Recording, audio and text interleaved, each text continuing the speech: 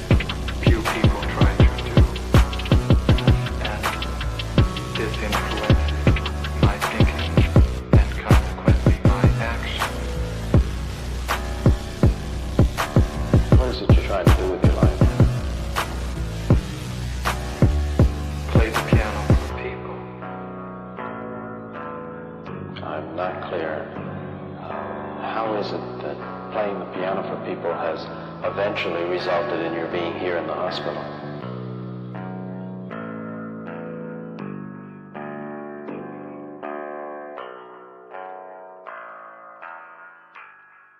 That's difficult to answer.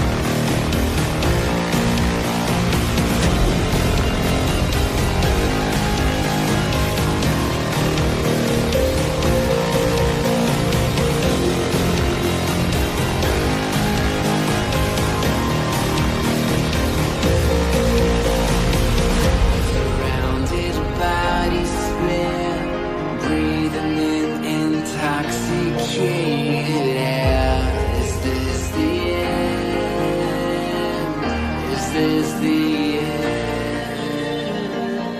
There's a noise inside my head of crying people facing death. Is this the end? Is this the end?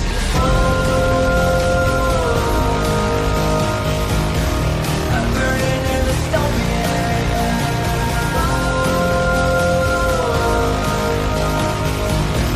There's no place to hide.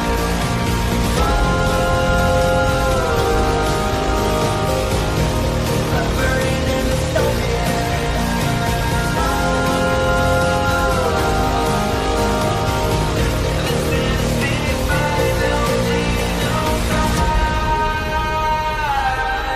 What have we done to the world?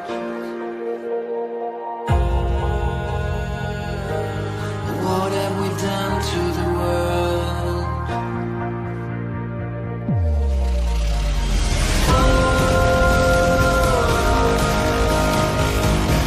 I'm burning in the stone.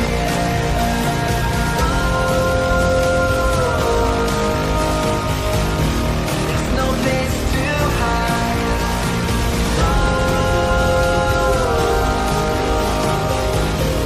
I'm burning in the stone.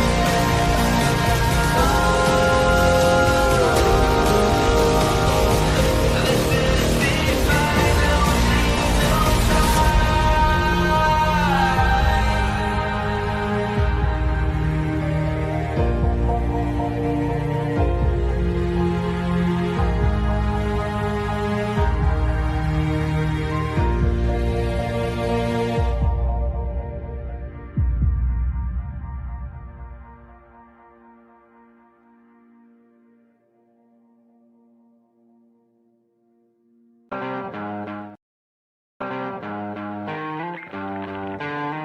sweet dreams are made of these.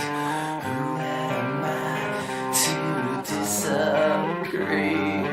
Travel the world and the seven seas. Everybody's looking for something.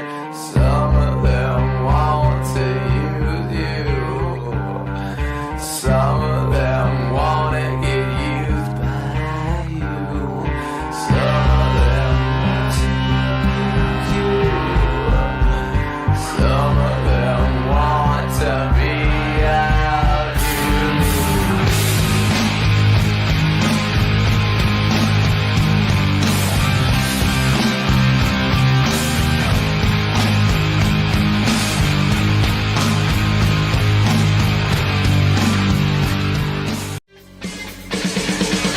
Won't anybody help us?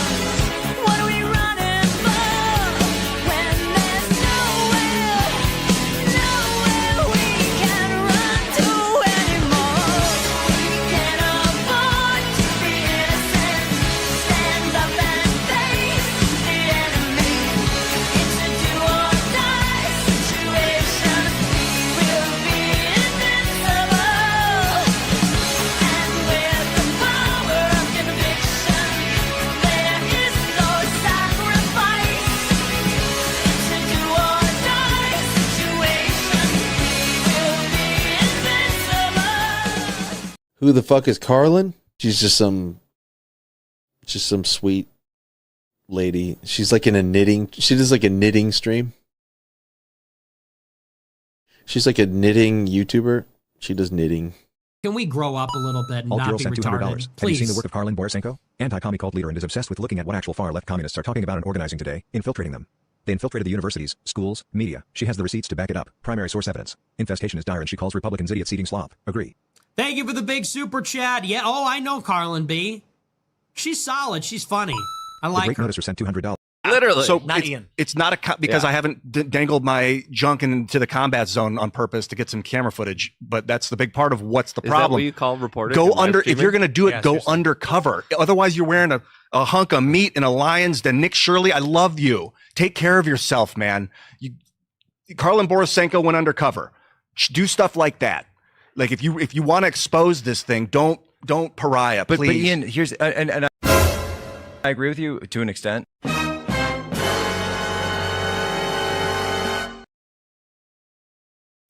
I watch these streams, and I've been watching a self-professed fascist named Karlyn, who drinks and basically roasts these live streams.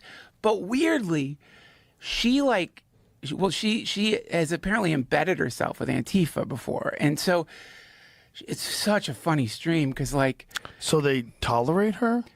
Oh no, not anymore. She no. She's like, I don't know if she's trolling or not, but on her stream, she's like, I am a fascist. Right. So she's proudly proclaiming she's a fascist. I don't know how much of that is trolling, how much of it is real, but conservatives who are drawn to her stream will say things like, these people are funded by George Soros. And it's the funniest thing because she gets so mad. And she's like, get off fucking Fox News. Stop watching that shit. It's all wrong. Do these people look funded? Do these people look like they have money? They're not funded. It's so, and I guess her bigger point is by saying these are funded agitators and not saying what they actually are, which is anti-capitalist revolutionaries, you dilute what's really happening. Because what's really happening, according to her, and I think a fair amount of people, is that the economy is so fucked. The middle class is diminishing so much. The cost of living is so high that this is the perfect soil you need if you wanted communism to grow anywhere.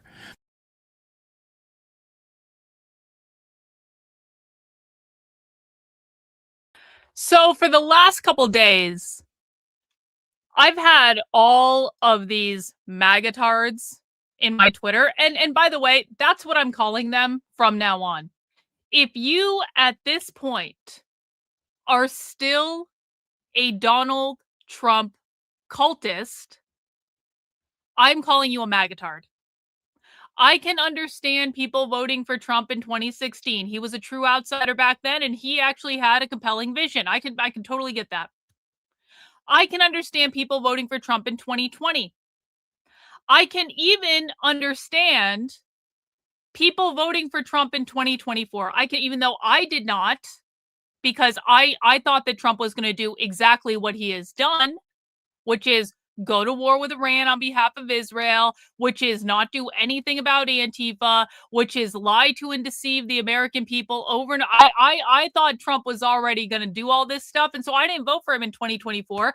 I voted for Nick Fuentes in 2024, and I think, can I just get W's for me for a little bit of foresight on that one? I voted for Nick Fuentes for president in 2024, and I feel as though I have been vindicated on that selection. Obviously, Nick wasn't going to win the presidency. He's not even eligible for the presidency. But I do feel like of all the choices available to me, I actually did make the correct choice. I also voted for Chief Trumpster for vice president just because I feel like Chief Trumpster is really reliable and he's always there and he's always doing something. Chief Trumpster is a hustler. I have met Chief Trumpster in person. Chief Trumpster is the most good-looking groyper. Like he genuinely is, actually. Chief Trumpster in person is actually a really good-looking guy, and he's a super nice guy too. He's a really nice guy. But so I voted for Chief Trumpster for vice president and Nick Fuentes for president. And I feel like that was the only, I guess maybe Bobby has a point here. The correct choice could have been the asteroid. Yeah. So I can totally understand people voting for Trump in any of the last 3 elections, even though I did not vote for him in 2016 or in 2024. In 2020, I made a colossal error in judgment. I just shouldn't have been involved in politics at all, if I'm being honest about it. That really should have been what had happened, but it didn't.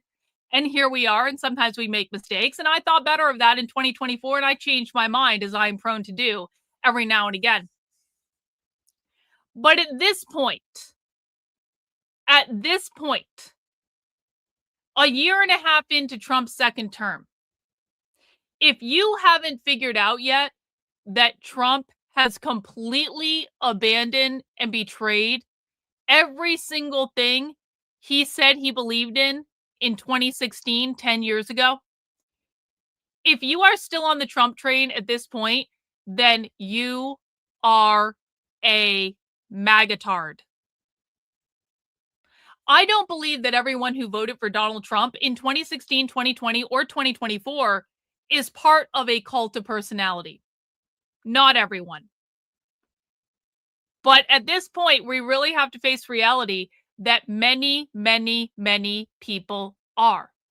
There is a section of Trump's base that are low IQ retards. I'm not even saying midwits. I'm saying low IQ. We are talking like sub 75. We are talking like low IQ retards who really believe anything and everything that the TV tells them. And most of those people are boomers. Most of those people are our parents. Most of those people are parents and or our grandparents, unless you are a boomer. But if you are a boomer and you are watching my content and you kind of agree with what I'm saying right now, I'm not talking about you, okay? But we have to look at the results of Thomas Massey's election in Kentucky and come to the, I think, completely fair conclusion that the vast majority of Trump's current magatard base are boomers. That's not to say every boomer is a magatard, but an awful lot of magatards are boomers. And these people will very literally betray their own children and their own grandchildren in order to kiss Trump's ass. Owning the libs is a higher priority to these people than saving the fucking country. And I think that, like, all of the evidence I have available to me, all of that based on their behaviors, not based on things they say, based on what they do. All of their behaviors leads one place, and that is that they are in the magatard cult. They cannot be trusted. They cannot be given any sort of decision-making capability. They are literally fucking things up for everyone else to kiss Trump's ass so that Trump can continue to fuck over Americans in order to get down on his knees and get Bibi Netanyahu off again. And anyone with a working brain knows this is true. Anyone that has been paying attention to what's been going on over the past 2 years knows that what I am saying is true. We got a couple super chats. Maria Callis fan, thank you. I did 2024 because I lived in New York. You voted for Trump in 2024 because you lived in New York City, and I wanted to influence our inevitable Dem NYC overlord to see they needed to pull more center in local context. I know he sucks. Well, I mean, listen, man. Even for those people who still did vote for Trump in 2024, this is what I hear a lot of the time. People say, Karlyn, I know he sucks. I know, Karlyn. I know. And even a lot of the people who say they know he sucks, a lot of them are pretty regretful of their vote. So I think I'm not alone in saying that the only people left for Trump is the magatard base. For you, I'm intellectually honest. I appreciate that, Brown Bar Balloon. And thank you for finding the Hegel is a wizard clip on Twitter. That was really helpful, actually. So I've been interacting with a lot of the magatards on Twitter because I have decided after what they did to Thomas Massey, and listen, I already thought what they did to Thomas Massey was bad enough. I was already never going to vote for Republicans again, like regardless of the outcome of that primary. I was already there because I was so disgusted by the behavior of Trump, by the behavior of the conservative grifter sphere, by the magatard base. I was so disgusted. I've been disgusted for months and months and months at watching how they have treated Thomas Massey. All because Thomas Massey wanted to release the Epstein files, and Trump and his pedophile friends didn't fucking want that. And Thomas Massey didn't want to go to a war in Iran. But Trump needs to go to war in Iran because he needs to get Bibi Netanyahu off on every single day of the week, apparently. And Thomas Massey didn't want to fund bullshit just to kiss the asses of special interests. And of course, you know, Trump loves nothing more than funding bullshit to kiss the asses of special interests. And so they had to punish him for being the one good member of Congress the one good person that was standing up for the American people and saying, no, we shouldn't be doing this. And to watch how Trump and the conservative grifter sphere and all of the magatards treated Thomas Massie up until the election, that was enough for me to say, I am never voting Republican again. Never again. Not until the party is burned to the ground and the Groypers build it back up in the image of Nick Fuentes. When Nick Fuentes and the Groypers are running the Republican Party, then I will vote Republican again, but not a moment before. And I think I'm pretty much on the same page as Nick and the Groypers on that one as well. There is no way that we should trust the current iteration of the Republican Party or the conservative establishment or Trump. And anyone who cannot see it at this point is not smart enough to be in a decision-making position. But seeing how the magatards and all of the conservative grifters have behaved since Thomas Massie's election, oh, that's a big old double down for me, because they're even more disgusting now than they were before. They're literally more disgusting now than they were before the primary election. And now I am fully committed. I am all in. I was waffling on this, if I'm going to be honest. I was not fully 100% committed to voting for Democrats in the election. I really wasn't. I was maybe 75% of the way there. I was not 100% of the way there. I was going to be like, let's just see how all this goes. I am now 100% committed to only voting for Democrats in the midterms. I wasn't even going to vote. My position was I wasn't going to vote.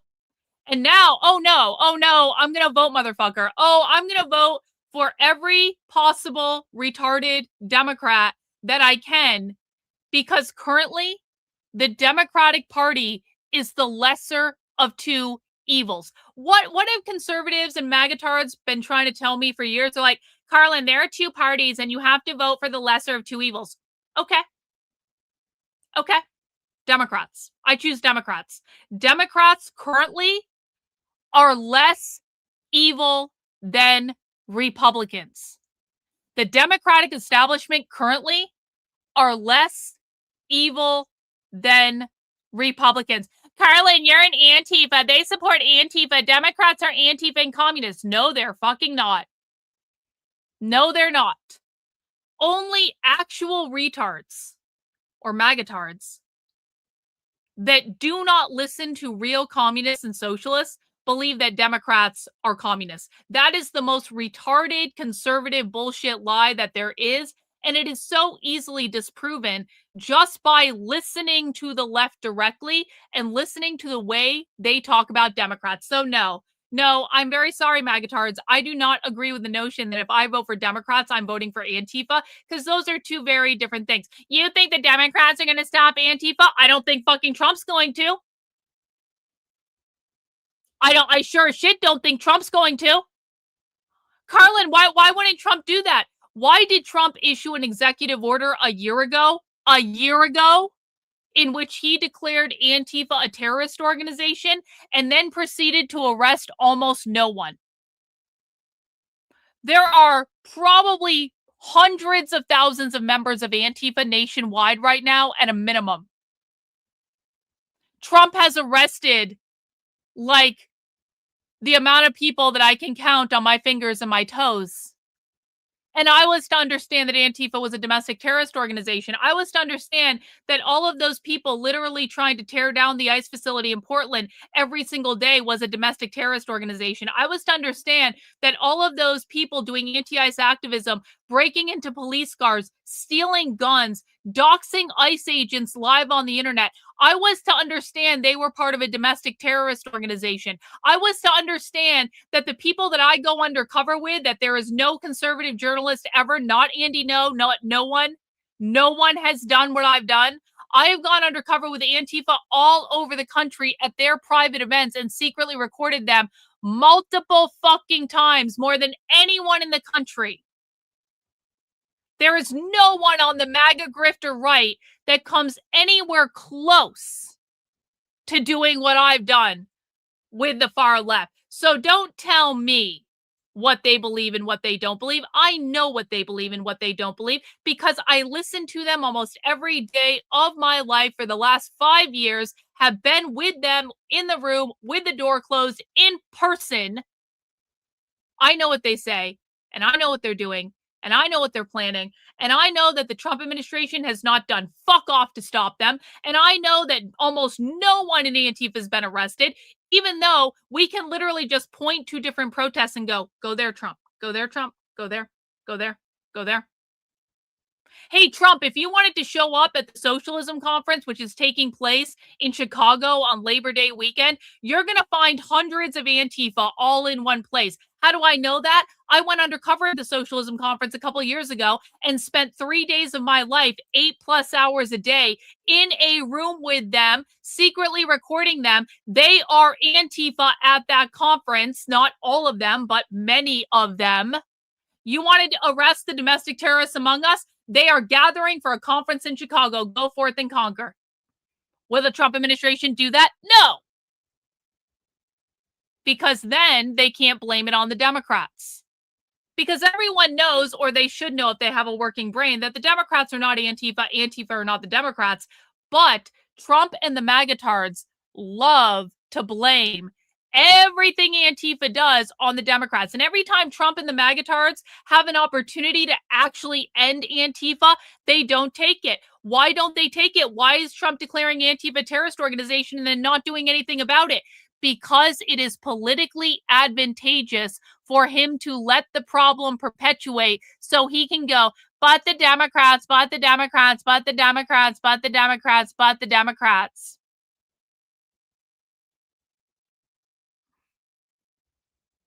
We cannot allow this to continue. We cannot allow this behavior from the current Republican Party and Trump establishment to continue. They must be burned to the ground. Figuratively, YouTube, I'm not calling for violence. No violence ever. No one is going to be physically harmed. I am saying the infrastructure of the Republican Party needs to be burned down.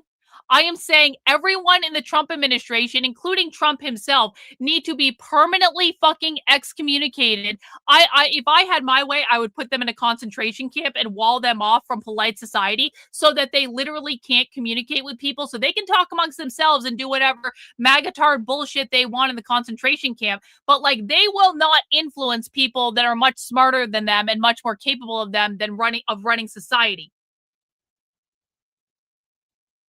And for that reason, I'm 100% voting for Democrats in November. I'm absolutely doing it. Now, you're going to have to make your own choice. You're going to have to make your own choice about whether or not you want to continue to support this bullshit. But I am telling you, as an organizational psychologist, as someone who understands social psychology than just about anyone doing this type of commentary on the internet today, as someone who has been in large social systems and watched how this stuff works out, the only way that you are going to fix the problem is by allowing them to destroy themselves and getting them out of any decision-making capabilities. All of them. All of them. I don't agree with them. I don't care. This is not about agreeing with the Democrats. This is about destroying something that needs to be destroyed so that something better can be built in its place. Because if we do not destroy it, guys, I am telling you, the left is going to win. Your children, your grandchildren will live in a communist society after they have overthrown the government, which I believe they're going to do violently in the next 10 to 15 years. I'm being deadly. I'm not being hyperbolic. That is the trajectory that they are on. And that is the trajectory that they have been on for over 100 years. And I've documented this. I've explained this. There are articles on my Substack. There's videos on the YouTube channel. I'm not going to go through all my reasoning right now. You can go back and watch the stuff I've previously given you. I'm not just pulling a number out of thin air. I am looking at the trajectory and the momentum that these people have been on for the last 100 years. I'm looking at what they're saying in person because they're all saying around 2050, by the way. Is they're envisioning their communist utopia in 2050. What does that mean? They're between now and 2050, they have to overthrow the government and do a transition into the communist utopia. That is what they are saying. I'm not making that up. And it aligns perfectly with the timeline and the progression that they have been on for the last 100 years. We need to destroy the Republican establishment. That is what we need to destroy. If the Republican establishment is not destroyed in the next 2 years, in the 2026 election and the 2028 election, I promise you, the left is going to win. You are not going to defeat the left by voting for Republicans. The only way to defeat Republicans is to get their sorry motherfucking Zionist treacherous asses out of office. They need to be kicked out of office in fucking shame. And Trump needs to be impeached and he needs to be fucking removed. That is what needs to happen. That is what is if you are serious about defeating the left in this country, that is what's required, because the current conservative establishment is not doing anything about this problem. And while they are doing nothing about it, they are sending all of our fucking money to Israel. And all of you retards that voted against Thomas Massie in Kentucky, you voted to draft your own children to go to war in the Middle East on behalf of Israel because Thomas Massie's opponent wants to reinstitute the draft. You warmongering motherfuckers. They literally, the boomers in Kentucky literally sold out their own children and went along with agreeing to send them to another fucking war in the Middle East because Trump says so, and they have to do everything Trump says to own the libs. Can you imagine the stupidity of these people? But I'm going to do you one better. They're actually even stupider than I thought.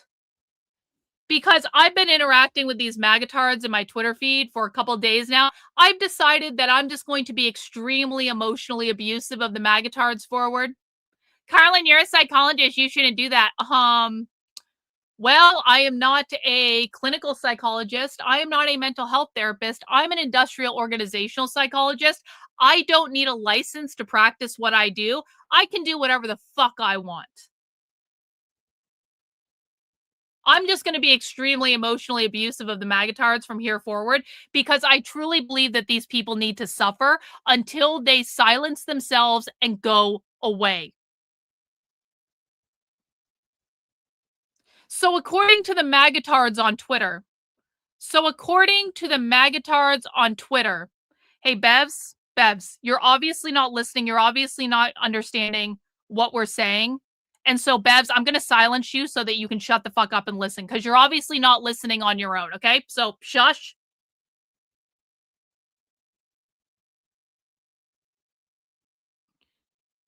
According to the magatards on Twitter, they believe that everyone in the state of Kentucky, regardless of how much they love Thomas Massie, regardless of how pissed they are at the Republican establishment, the magatards on Twitter actually believe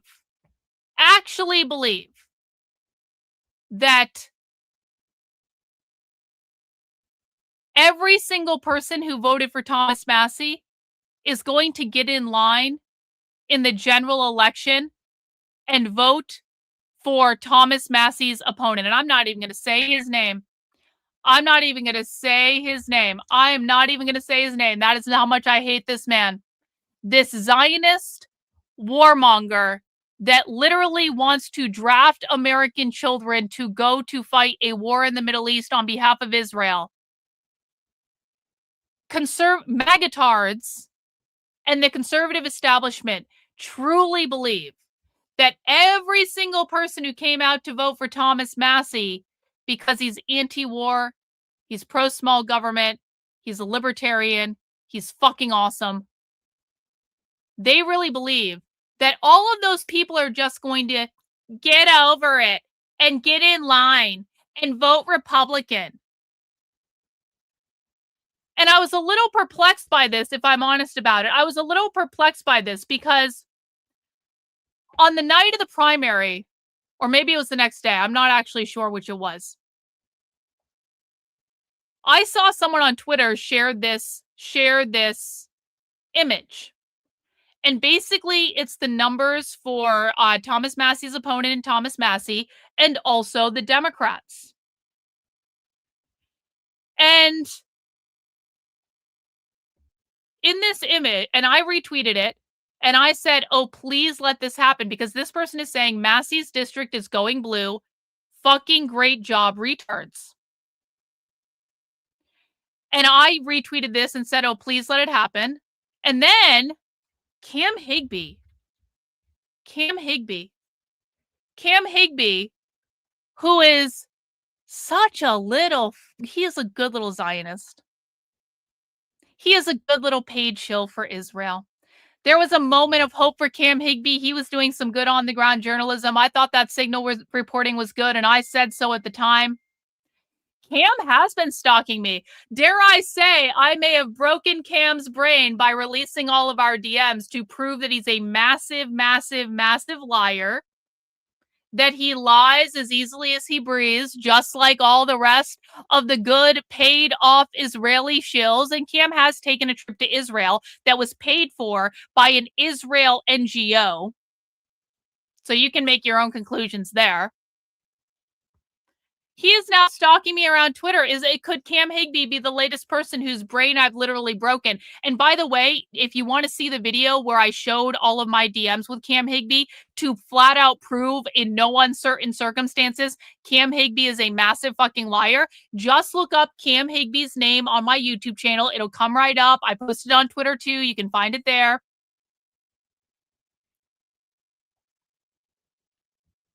But Cam Higbee replied to me and he said, do you know how to count?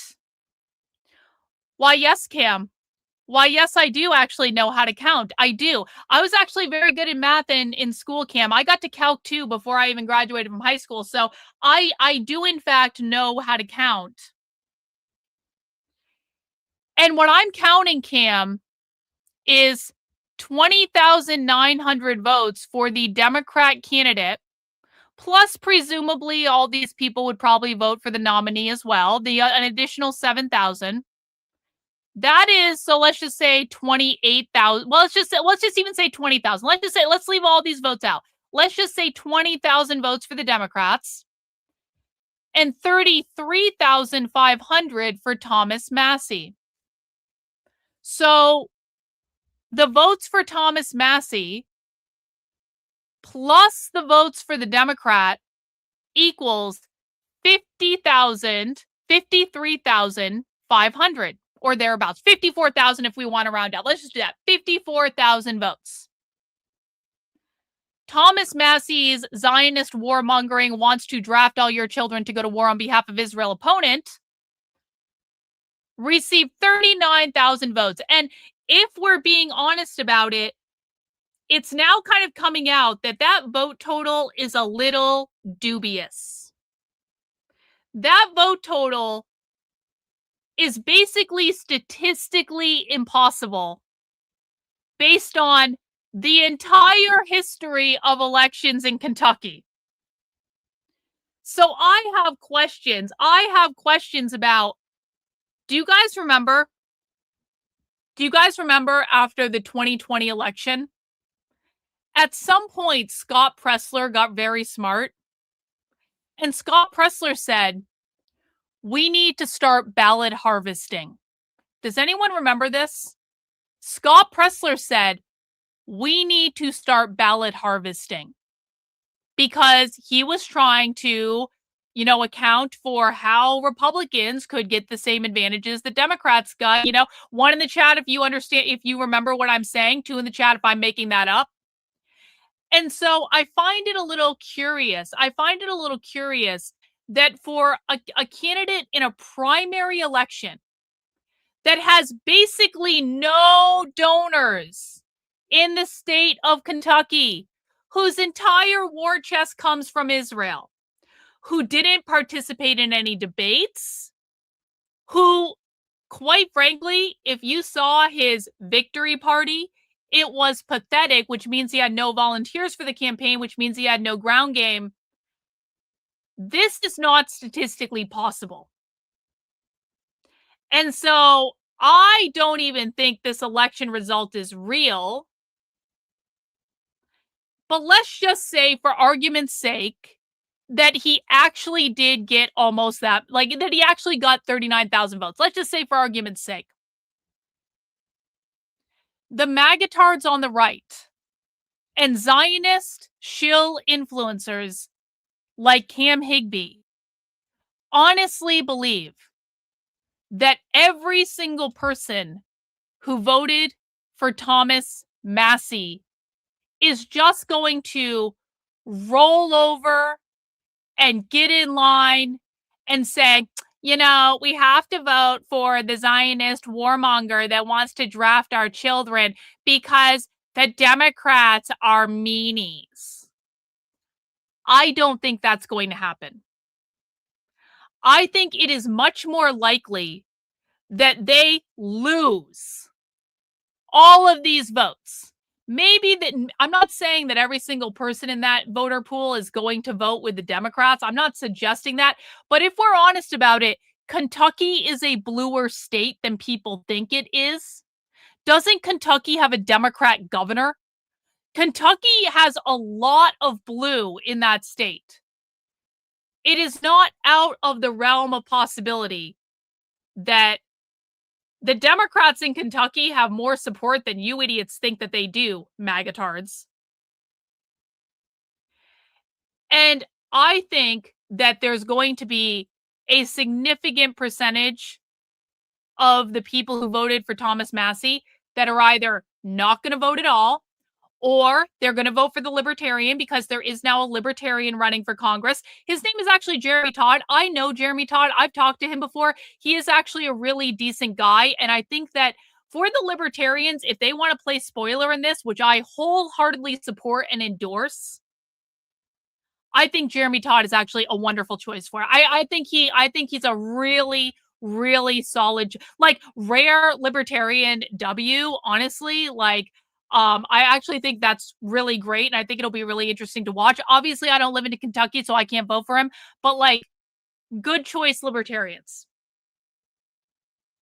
But what would happen, guys? What would happen if just half of the people who voted for Thomas Massie were as pissed off at the Republican establishment as I am, and as I know many of you are, and they're actually willing to say, not only are we not going to vote for your Zionist warmonger who wants to draft all our children to go to war in the Middle East on behalf of fucking Israel, not only are we not going to vote for that asshole, fuck you.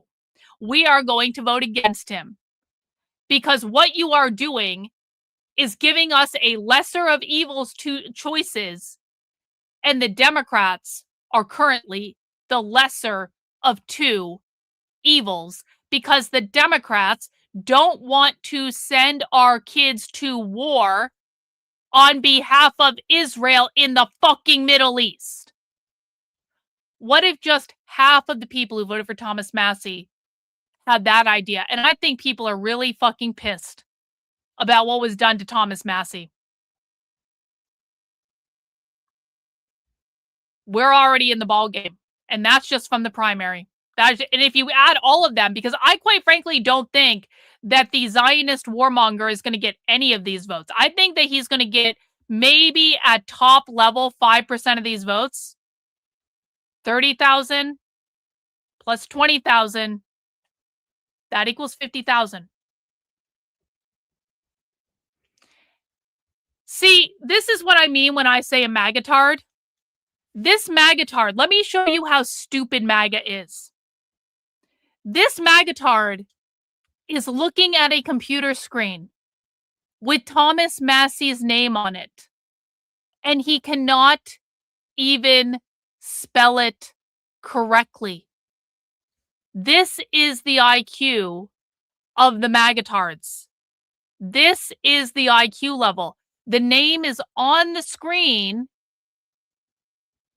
They can't spell it correctly. So I'm very sorry, bro. It's you, not us. Deported from the channel. Too stupid to be here. Didn't pass the IQ test. Goodbye. As a reminder, guys, I don't have a free speech chat. I will deport anyone I want in my chat. And if I decide that you're too stupid to be here because you're just going to be disruptive to our community, you will be gone, and you will be gone instantly. And that's going to be the way it is. And I don't really care how you feel about it. So I have to say, I think that Zionist shills like Cam Higbee, who apparently thinks, like all the other magatards in my feed, that people are just going to get in line like they're told and vote for Republicans. I don't think that's going to happen. And I know I don't have the biggest platform on the internet, but I don't think I'm going to be the only person out there saying it is time to vote for Democrats, because Democrats are less evil than Zionist warmongers like Cam Higbee and Thomas Massey's opponent and all of their warmongering fucking friends. All of these conservative bullshit con artists on Fox News, on the Daily Wire, on basically like all over fucking Twitter. These people need to be defeated.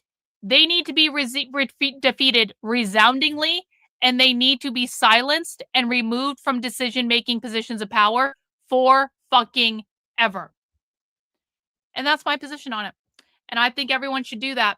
I think regardless of where you live. Now, there are exceptions. Actually, no, that's not true. There are exceptions. If you can vote for James Fishback, vote for James Fishback. James Fishback is fucking awesome. If you have Republicans locally in your area that do not suck, then vote for them. But like, don't just give that fucking vote away. Actually make sure they don't fucking suck, okay? But when it comes to Congress, the House of Representatives, the Senate, fuck them. Everyone should be voting for Democrats for Senate, and everyone should be voting for Democrats for the House of Representatives. And the more people that get the more Republicans that get removed, the better we are going to be in the long run. Sometimes, in order to succeed, you have to burn shit to the ground. And it should be resoundingly clear to everyone that the current conservative establishment is being run by warmongering neocons who profit by sending your children to war, and low IQ, magatard idiots who will literally believe anything the TV tells them. And that cannot be allowed to continue.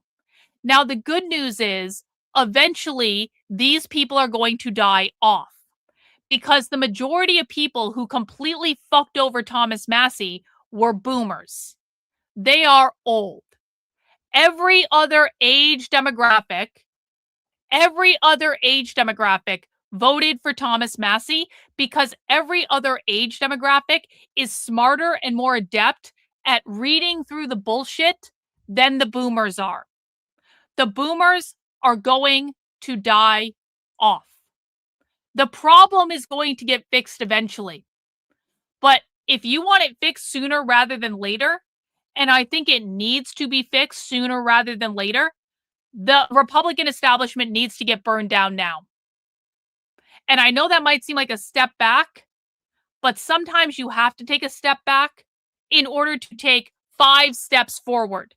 Sometimes you cannot. If you build a house on a faulty foundation, well, yeah, okay, maybe you saved a little bit of time because you didn't need to tear down the existing foundation and rebuild a fucking new one.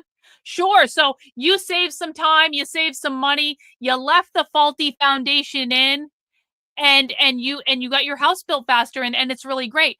Guess what happens when the entire fucking house is fucked because you refuse to tear down the fucking foundation and build a new one and spend a little bit of money, a little bit of capital at the beginning to save you a lot of money from your house sinking into the ground or things falling apart or the entire, like, you're going to have to rip out the foundation at some point. It's the way it goes.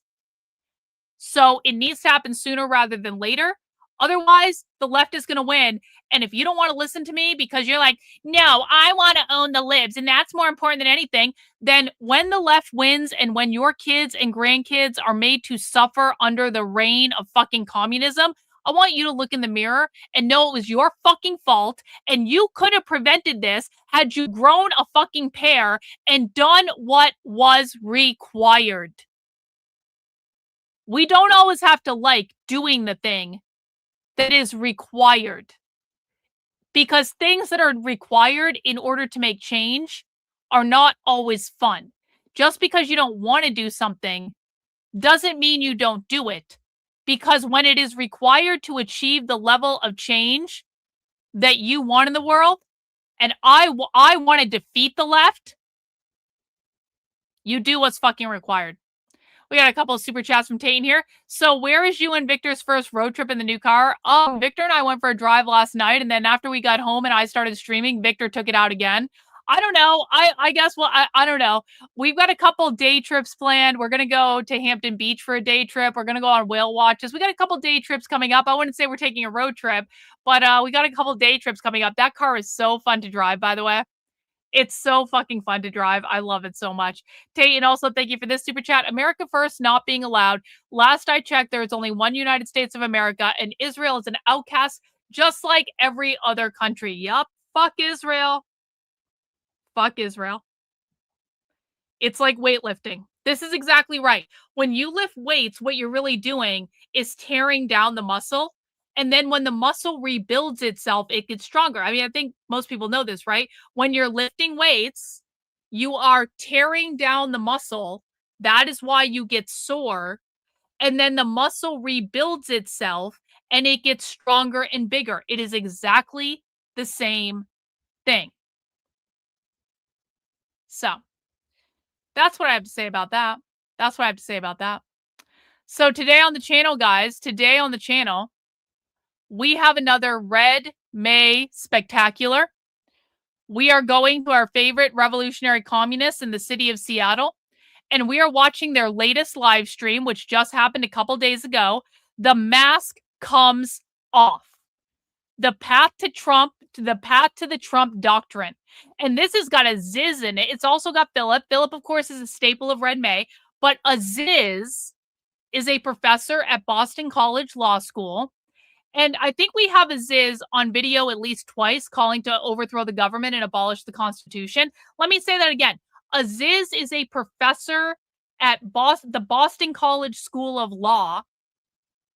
And we have him on video at least twice calling to abolish the Constitution. Not making that up. Not making that up. So we're going to watch that. But before we do, guys, I have something else I want to watch first. It's only 10 minutes long. I hope you'll indulge me. Well, you're going to. It's my stream. I'll do what I want. Before we get into that, a little group of leftist social media influencers released a 10-minute expose documentary on Turning Point USA. And I'm not judging the veracity of this documentary. I don't know. I haven't seen it. I don't know. This is like with Candace Owens. I don't know whatever the evidence they're going to present. I don't know what evidence they're going to present. So I want to watch this 10-minute documentary that leftists made talking about Turning Point USA. They called their documentary "The Numbers Don't Add Up." I want to see what they're pushing. I want to see what ideas they have. And I want to see their evidence because I don't like Turning Point USA. Turning Point USA also fucked over Thomas Massey. And regardless of how you feel about Candace Owens attacking Erica Kirk is fucking weird and should not be running that organization. There is no universe in which Erica Kirk should be running Turning Point USA. I think a lot of things are getting fucked up because of it. And I'm sorry, you can like her, you can feel bad for her. I don't like what Candace Owens is doing to her. I don't think it's appropriate. But like, again, I'm an industrial organizational psychologist. I literally did coaching for CEOs and executives. Erica Kirk is fucking weird, and she's not doing a good job. And that is why there are so many fucking problems with Turning Point USA since Charlie Kirk's death. And what should have happened is she should have taken time to mourn with her children in private, and then in the future, maybe bring her back into some sort of high level position then, where she's like the face of the organization, but really she's not the CEO. Because guys, at the end of the day, the CEO is not an honorary position. Erica Kirk could have been given some big fancy title in Turning Point USA. She could have been the public face of Turning Point USA, but not given the position of chief executive officer running the day-to-day of the organization when she had no experience. Erica Kirk could have been intimately involved and featured as the ambassador of Turning Point USA in honor of Charlie, yada, yada, yada, yada, yada. But the CEO is the CEO. And the CEO actually needs to be a leader in the organization. And there are certain things that a CEO does. It is not an honorary position, okay? Erica Kirk is not qualified. And maybe she could have done it, like people step up into things all the time, but she's too fucking weird. And she has not handled this Candace stuff well. She just hasn't. So while I do not approve of what Candace is doing to her, and that's, people can go back to my streams and watch me say this, I don't like what Candace Owens is doing. I'm not going to cheer for Candace Owens. I'll be entertained by Candace, but I'm not going to cheer for her. But Erica Kirk should not be the CEO of that organization, okay? So I want to watch this little documentary, and I want to see what the leftists had to say, and then we will watch the socialism. And can everyone please mount the like button, because obviously we are having a day on YouTube where YouTube isn't sending out notifications for my stream. I can always tell when this is happening. When YouTube is like, nah, we're not going to do notifications today. Fuck you. And I'm like, oh, fuck you, YouTube. Okay, well, it is what it is. But let's dig into this, and then we will watch the socialism stuff after that. Only 7 of them were I was handed 12 chapters, and only 7 of them were actually real. The other 5, I found out, the previous field reps' family members had pretended to open up a chapter so that they could claim those chapters on campuses, and then the rest were legitimately fake contact information, bounced back, texts bounced, calls failed. Nobody No is actually shit. verifying the students' identities. No shit. Turning Point USA is faking their numbers. Wow. Please welcome Turning Point USA CEO and Chair, Erica Kirk.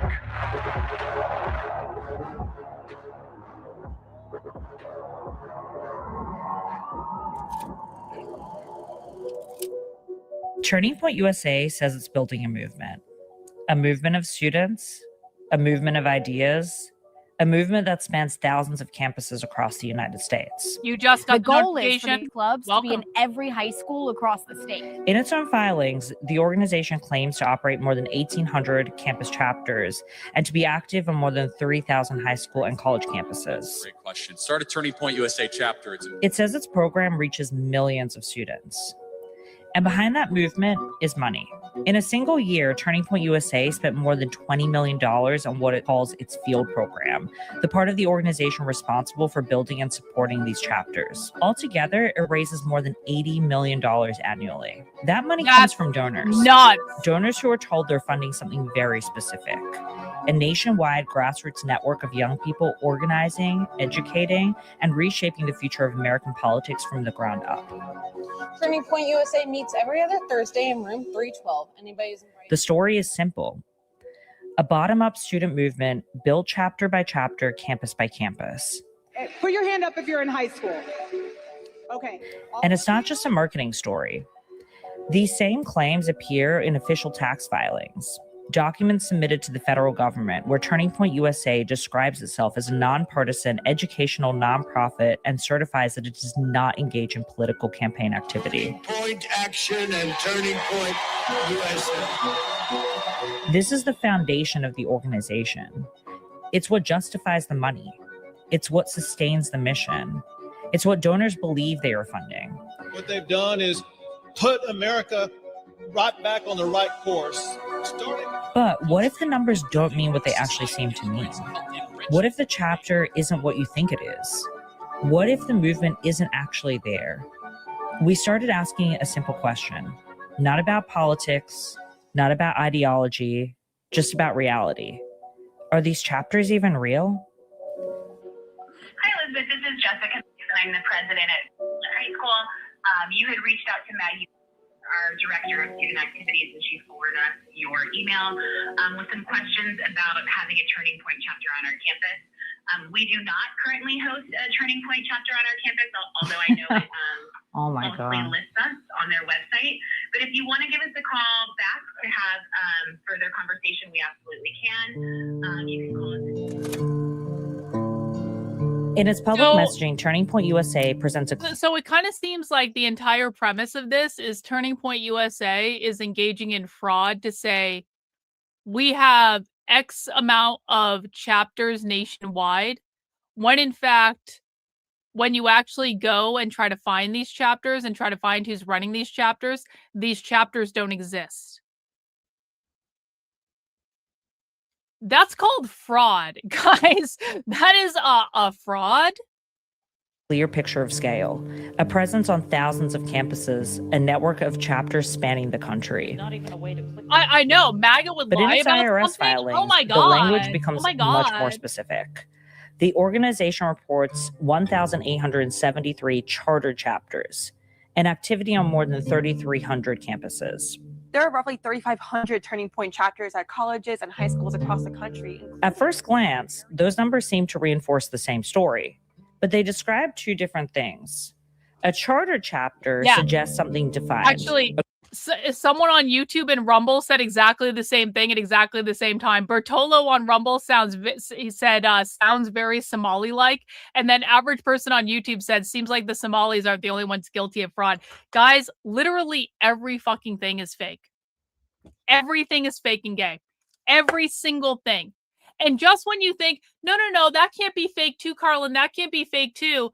Yeah, it probably is. Actually, Moms for Liberty, totally fucking fake. Walk Away, could totally fucking fake. I was involved with it. I should fucking know.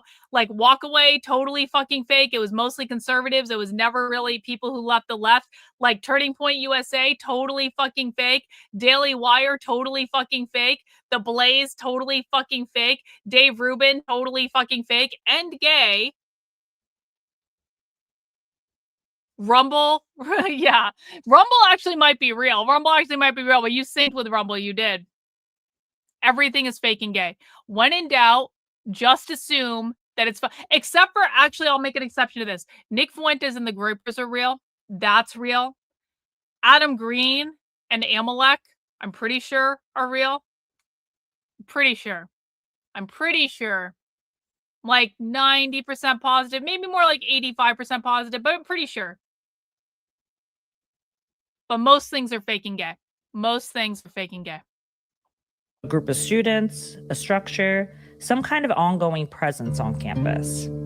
But active on campus is much less clear. Club America is now on 3,300 high schools in America. Just to be clear, when I say everything is fake and gay, I'm talking about the political right. I'm not talking about the political left. Like, a lot of shit on the political left is real. Antifa is very real.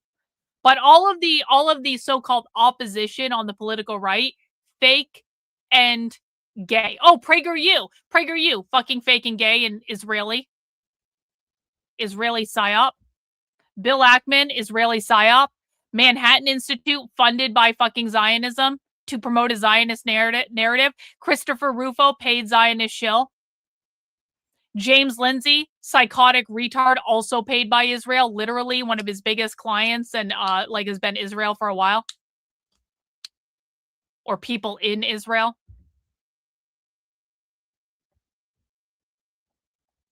It could mean a functioning student organization, or it could mean something much looser. A single rumors, event, fake, a student who totally signed fake. up, a chapter that once existed but no longer does. And beyond that, the organization also refers to what it calls activism. I need to listen to this definition again. Sorry. I was talking too much. I was yapping. Charter chapter suggests something defined, a group of students, a structure, some kind of ongoing presence on campus. But active on campus is much less clear. Club America is now on 3,300 high schools in America. It could mean a functioning student organization, or it could mean something much looser: a single event, a student who signed up, a chapter that once existed but no longer does. Wait. And beyond. So Turning Point, if Turning Point has had a single person at a high school sign up to be in a chapter, they consider there to be a chapter at that high school. If just like one person has filled out a Turning Point USA form or something saying, I want to join Turning Point USA, they now consider it to be a chapter in that person's high school. Wow. On that, the organization also refers to what it calls activism hubs, a category that's less clear still. The filings don't spell out how these different forms of presence are defined or how they're counted. And without a clear definition, the scale becomes harder to interpret. Because these categories overlap, or if they're applied inconsistently, then the total number may not reflect what people assume it reflects. Before looking at the map, before making any assumptions, we wanted to understand what those numbers actually represent.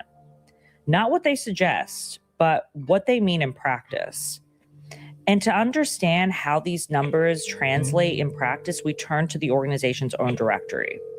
School by school, we began working through the list, reaching out to administrators, student activity offices, and faculty advisors. And we just asked one simple question: whether there was an active Turning Point chapter on their campus. Some schools confirmed that there was, student groups that met, organized, and operated as we would expect. But in other cases, the answers were less clear. Some described the clubs had gone inactive, others said the group had existed at one point but no longer did, and in some cases, administrators told us they had no affiliation with Turning Point USA at all. School, like, would you be able to let us know if it was ever a club that existed and maybe dissolved? It has never, I do know for a fact it has never been a club on campus. There's never been a club!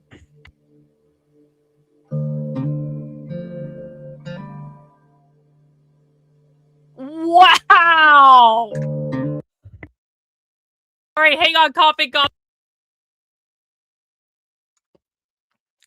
I'm just coughing for no reason. It definitely wasn't that vape.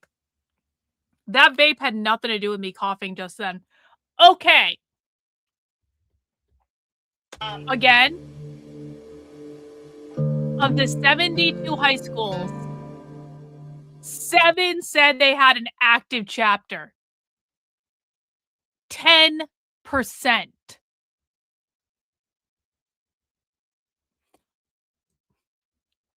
To play devil's advocate for a moment, I wonder how they sampled the high schools that they contacted. Did they target high schools around like a specific thing? Or was it like truly like they contacted like a random sampling of high schools that said they had TPUSA chapters and this was the number? I mean, for them, I would have just contacted all the high schools, honestly. So how did they choose the 72 would be my question. But even then, I mean, that's actually kind of a pathetic display, Turning Point. It's essential. It's exactly right. It's essential oils. I'm so glad you understand, Seeker. It's essential oils, guy. Like, what the fuck? Like, what did you think I was doing? Ding, ding, ding. Thank you for the Rumble Rants. Shout out to Rich West, one of your YouTube students. He was in Tommy Boy's live stream a few weeks ago, teaching them not to call communists. Really? Really? I recognize the name Rich West. So can everyone give a W to Rich West? Going on Tommy's stream and trying to talk sense into them and saying that that liberals are not communists. I mean, he's fighting the good fight. It warms my heart when people come into the community and they learn stuff and they're like, we have to go teach other people. And I'm like, go give that a try and see how it goes. And I don't have high expectations, but I do love the youthful kind of like enthusiasm of like people who take what I do and then they go into conservative spaces and they really do try to teach them. And they get because people who do this, they get so much pushback. There is nothing that will black pill you faster. I promise you. Actually, guys, let me know if you've had this experience. Let me know if you guys have had this experience. You've taken so one in the chat, if you have taken something that you have learned from my work and you try to teach people on the right, and then those people on the right refuse to look at the evidence. They insult you. They call you a communist. They make fun of you. They do something fucking crazy and retarded in response to the evidence. 2 in the chat, if you have tried to teach people and those people are just fully receptive and totally willing to look at the evidence. 1 in the chat, if when you try to teach people, they make fun of you and they whine and complain and they don't want to hinge into reality and it's a terrible experience. 2 in the chat, if they are always receptive to what you have to say and to looking at the evidence. Oh God, the people in Andy No's replies are the worst. And this is what started to clue me into the fact that Andy No wasn't educating his audience, because I was like, how can the people in your replies be so fucking stupid, Andy? How is this possible? How is it possible the people in your replies are so fucking stupid?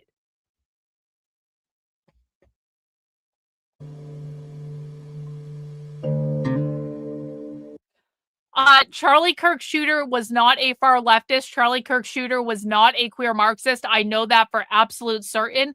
I do believe he had some lefty political beliefs. I think he leaned more left, but we're talking about like progressive here. We are not talking about socialists. We're not talking about like DSA type socialists or, quite frankly, revolutionary socialists. We are certainly not talking about queer Marxism. He was 100% not a queer Marxist. There is no reason to think he is. There's no evidence to support that. Furry has nothing to do with the far left. Furry is its own thing that is separate from all of this. So I think if I had to guess, I would say he was a progressive, but he was not on the far left at all in any way. And the fact that they keep lying about this is is pretty much the only thing that makes me suspicious. The fact that Turning Point USA and conservative media keep lying about this when there is no evidence to support that he was in any far left subcultures. And if he was, I would have been the first person screaming it on the internet. No one would have been screaming it louder than me. I would have used it as an example to say, here is how you know someone is a far leftist. But when you look at the actual evidence, there is nothing to indicate that he was aligned with the queer Marxist far left, the radical revolutionary left. He didn't use their language. He didn't have their cadence. He was using right-wing memes as well as left-wing memes. Like, I think he was a progressive at absolute most, and that is not the same thing as queer Marxist. And yes, the distinction matters.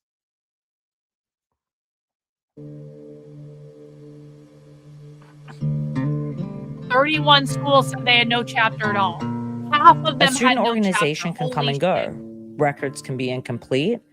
And a national organization may define its presence differently than the school does. Trans is not the same as queer. A person can be trans and not be a revolutionary leftist. Blair White is trans. Caitlyn Jenner is trans. They are both on the right. You do not have to be trans in order to be queer, and you are not queer just because you are trans. The vast majority of the trans shooters that I've seen were not part of the queer Marxist far left. They were very mentally ill people who did something crazy, probably because they fucked up their body with hormones, but probably because there was just a lot of fucking mental illness. But the Catholic school shooter was not a queer Marxist. Nothing about what was written on those weapons was aligned with queer Marxism. It really wasn't. And I know it might be difficult to understand this if you haven't studied it like I have, but what he wrote on those weapons was more aligned with 4chan than it was with fucking queer Marxism. Okay? The shooter in Tennessee, also not a queer Marxist, just a very mentally ill person. And I don't know why the assumption in these cases is not mental illness. If they are putting hormones into their body, if they are saying they already have mental illness like gender dysphoria and they need to transition their gender, if they're fucking around with drugs or God knows what else, this is mental illness. Crazy people do crazy things. It is very sad, but just because a person that is trans does something fucking crazy does not mean they are a revolutionary queer Marxist far leftist. It's just not the same thing. Does. But taken together, the responses begin to raise a broader question. How consistently is that presence being defined? And how closely do those listings reflect what's actually happening on the ground? Because if a chapter can be defined loosely, then how much does it take to actually create one? Could a chapter exist without a real presence? No. This is not true. Queer Marxists absolutely encourage political violence. But, and you know what? I was actually thinking about doing this. I was thinking about going back and rewatching the episode on individual terrorism because hang on, let me see if I can find it real quick.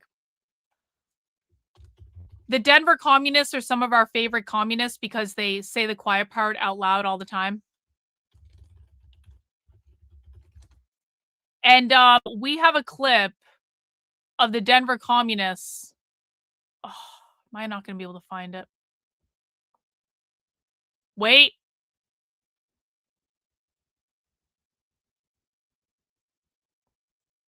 Okay. I'm pretty sure this is the clip. We recorded last year. I'm about to explain this. Okay? And this is very important. And there is a longer video we can watch about this, and maybe we'll do it like on Socialism Saturday or something like that. We've already watched it, by the way. If you look up individual terrorism on this video, you will find us watching the video I'm talking about. I'm talking about watching it again for people who are new. Anyway, back to this. This will explain why the left does the queer Marxist left absolutely advocates for political violence, but not in the same way as would lead to an individual doing a shooting, okay? They are not opposed to terrorism. It is individual terrorism that they are opposed to. I'm going to say this again. Yeah, this was from the Revolutionary Socialism Conference. They are not. I need you to not be talking right now, and I need you to be listening. Are you listening to me, or are you talking with Reagan about her ethnicity? Because right now, I am going through great pains to answer the questions that you guys are asking. So when I'm answering your question, you listen to me. The left believes there is a difference between individual terrorism, which is terrorism done by an individual, and collective terrorism, which is terrorism done by a group of people. It is not the terrorism part that they have a problem with. It is the individual part that they have a problem with. I am about to show you a secretly recorded clip from a conference we spent 2 full days recording last September, in which we have them on video saying explicitly what I just said. They want a mass insurrection. They are not opposed to terrorism. They are opposed to individual terrorism. Listen. I hope this is the right clip. I hope it is. One thing you said about insurrectionist anarchists, Look at my or one weight. thing that we've said about them. Look at my weight. It's not the insurrection that we object to. It's the individual bit. It's not the insurrection we object to. See, I was so amazed at how much fucking weight I've lost. Can we just take a moment? W me, losing 60 pounds in 5 months. W me. W keto crash diet. That's nuts. That is fucking nuts. Holy shit. And by the way, I don't hate the way I looked when I had more weight. I don't hate the way I looked at all, but man, that's wild. Okay, back to something far more important than what my weight is on any given day. Jason, who is the president or whatever, like leader of the Denver Communists, the head communist in charge of the Denver Communists, he is going to tell you it's not the insurrection part, the terrorism part. It's not the insurrection part that they have a problem with. It is the individual part. Listen. One thing you said about insurrectionists, anarchists, or one thing that we've said about them, it's not the insurrection that we object to, it's the individual bit. It's the small group bit. We're working toward a mass insurrection. So that's not the part that we reject. And the same goes for. So that is what he is saying. It's not that we don't support. He's talking about violent overthrow of the government. Okay. Can we be explicit about what Jason means when he says insurrection? He is talking about the violent overthrow of the government. That is what they're talking about. So I'm going to call that terrorism. Jason is not opposed to terrorism. He's not opposed to the insurrection. He is opposed to individual terrorism. That is terrorism done by a small group of people or an individual, because the left does not operate individually. Queer Marxists do not operate individually. They operate collectively. They are a part of a collective. They organize as part of a collective, the commune, the comrades. They're in solidarity with one another. This is their subculture. These are their values. We watched a whole presentation a while back in which that is explicitly about this. Actually, I think I even can have it on my screen.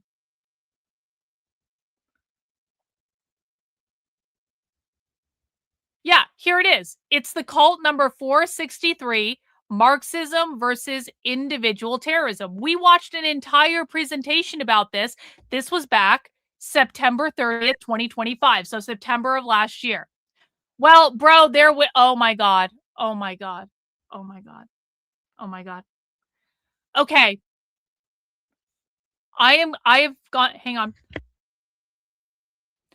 I have taken great time to answer your questions. And now I am learning through your behaviors that you might be too stupid to be on my channel. So I'm going to give you a helpful piece of advice. You need to shut the fuck up and listen. If you actually want this information and you're not just wasting my fucking time and the time of the fucking chat, I need you to shut the fuck up and listen. In fact, I need you to watch this short instructional video just for you. You take your top lip and connect it to your bottom lip, you will shut the fuck up. Sometimes shutting the fuck up is the best thing you can do. You are new on this channel. I have gone through great pains to answer your questions. And now it's time for you to shut the fuck up and listen. And if you have a question, you can ask questions, but no more retard statements. No more retard statements. This has nothing to do with Trump. This has nothing to do with Kamala Harris. That's the way it goes. Anyway, so I hope that answered the question. No, I don't believe that the shooters were queer Marxists because they acted as individual terrorists. Individual shooters are not engaging with the collective. Individual shooters are mentally ill people doing mentally ill things. And maybe we'll rewatch this presentation because it gets far more explicit about the concept that I just explained. Like, they get way more explicit. It looks like Mizakan's got some clips in the chat, or I'm sorry, not Mizakan, Reagan. I saw Marxist clips and I read it as Mizakan for some reason. Reagan on the Marxist clips account on Twitter has clips that you guys can go and watch. And we can also rewatch this sometime. Yeah, same criticism for the Luigi as well. So just because someone does a crazy thing does not mean they're a far leftist. The far left is incredibly consistent in their ideology, and it's like they're explicitly telling us this. Anyway, let's go back to the TPUSA thing. Actually happening on the ground. Because if a chapter can be defined loosely, then how much does it take to actually create one? Could a chapter exist without a real presence on campus? Without the school even knowing? Could it exist in name only? And if that's the case, can 3 people in their 30s start a chapter at a high school that doesn't exist? Oh no. Oh no. They're going to start a Turning Point USA chapter at a high school that doesn't exist. The left is so much smarter than the right. The left is so much smarter than the right. It's not even fucking funny. It's not even fucking funny. They're basically getting inspired by Nick Shirley's work exposing fraud, and they're like, what other frauds can we create to undermine right-wing political organizations? Can we create the fraud of creating a Turning Point USA chapter at a high school that doesn't exist just to fuck over Turning Point USA and expose how badly the organization's run?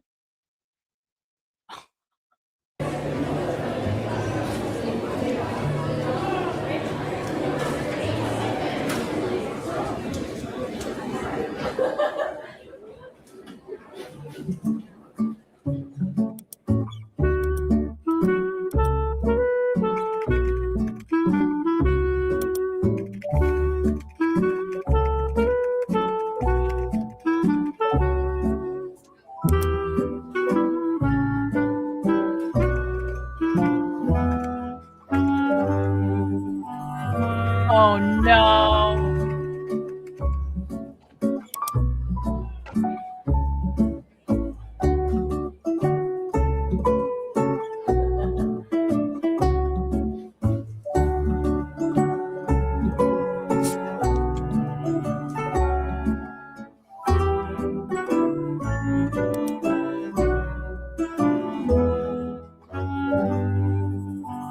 Ridiculous quotas, like you expect in 1 month for this one rep to start 40 chapters. So how are these reps supposed to do that?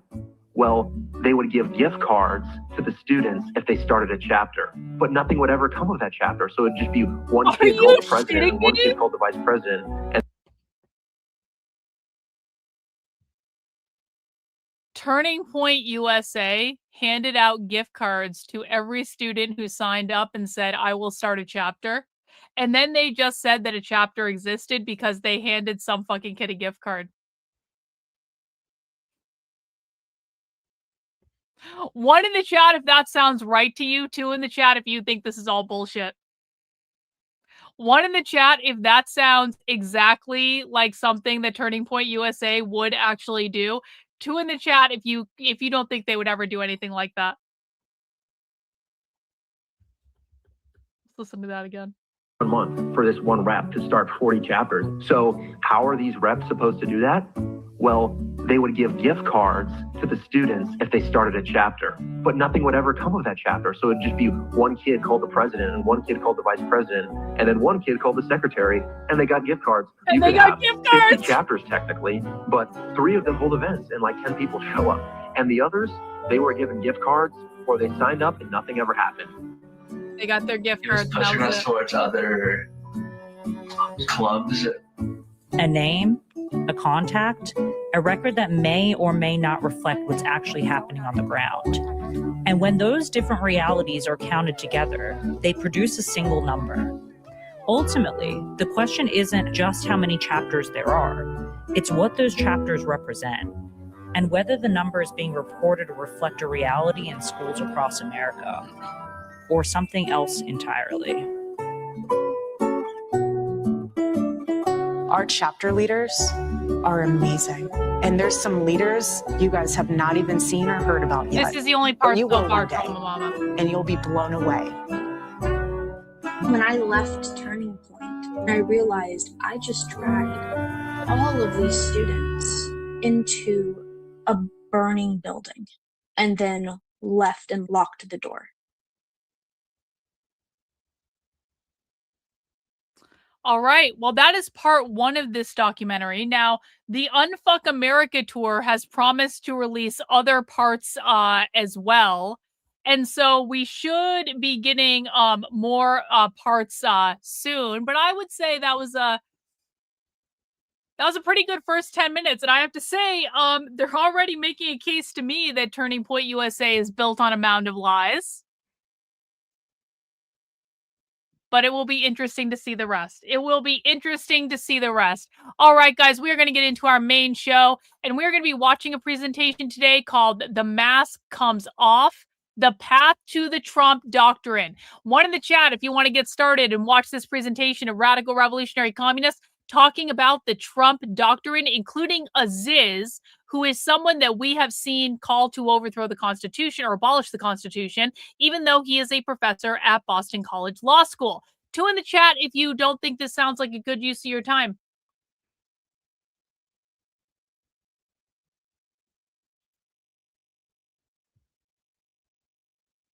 All right, we got some ones in the chat. We got some ones in the chat. Before we get started, can I ask you guys a favor? Before we get started, can I ask you guys a little favor? So we do have a channel membership goal on the stream today. I do channel membership goals when I'm doing serious content like covering radical revolutionary socialism. Think of it as you are signed up for a class on the internet. Well, this is what we're about to talk about, Reagan. This is what we're about to talk about. Think about it. You have just walked into my classroom on the internet. And I am saying I will teach this class for free for everyone that wants to watch, so that we can get this information to as many people as possible. And I will take the time to break down an 1.5 hour long presentation. I will answer everyone's questions about what they mean. I will provide an amazing environment for us to learn in.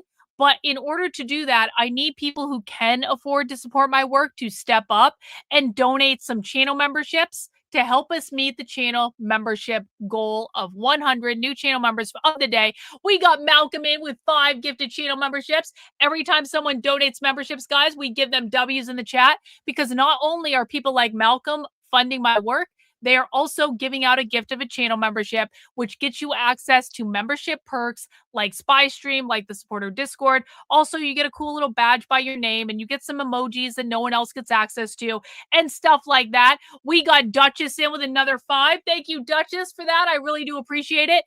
Guys, before we get started today, can we hit 25% of our goal? Can we get 25% of the way there? We got Doug in with a gifted channel membership. Thank you. Thank you. We're already up to 11. Can we get up to 25? Can we get to 25 before we start? Can we get another 14? Just to make sure we're on track, okay? Just to make sure we're on track. So far, I have 3 people that want to watch the video, so far as I'm concerned. So I think we can get up to I think we can get up to 25. I think can we get like 3 more people to give 5 channel memberships? Or 14 people to give 1? Do that many people want to watch the presentation and do class today? I don't have to do it either, is the thing. I actually don't have to do it. We could do it next week. We could do it on a day where people are feeling better. I will show up for you guys when you show up for me. So let's see if we can get to 25, and then I will start the class, okay? And if we don't want to, then we don't want to, and that's cool, man. It's Thursday. Maybe it's just a tiring day. It's a little rainy here. Maybe people are like not feeling good. Maybe you guys just aren't up to it. Maybe you guys aren't up to doing revolutionary socialism today. Yo, we got old Subbin with a membership. W's to you, good sir. Thank you, thank you. We need 13 more, guys. Can we do it?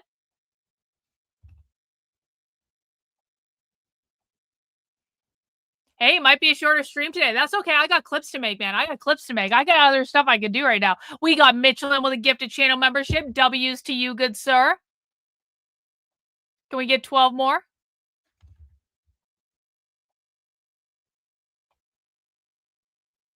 We got Mike here with a membership. Thank you, Mike. And if you guys can't find the membership thing for whatever reason you're watching on your phone, just do a super chat for $5 or $5 per membership, however many you want. Just let me know to designate it to membership, and I will, because I know that's a bug for some people with YouTube on their phone, which sucks. But we have a workaround. It's all good. It's all good. It's all good. We got Kay in with a gifted channel membership, I think. There's Kay's thing. W's to you, Kay. Thank you so much. Guys, we need 10 more.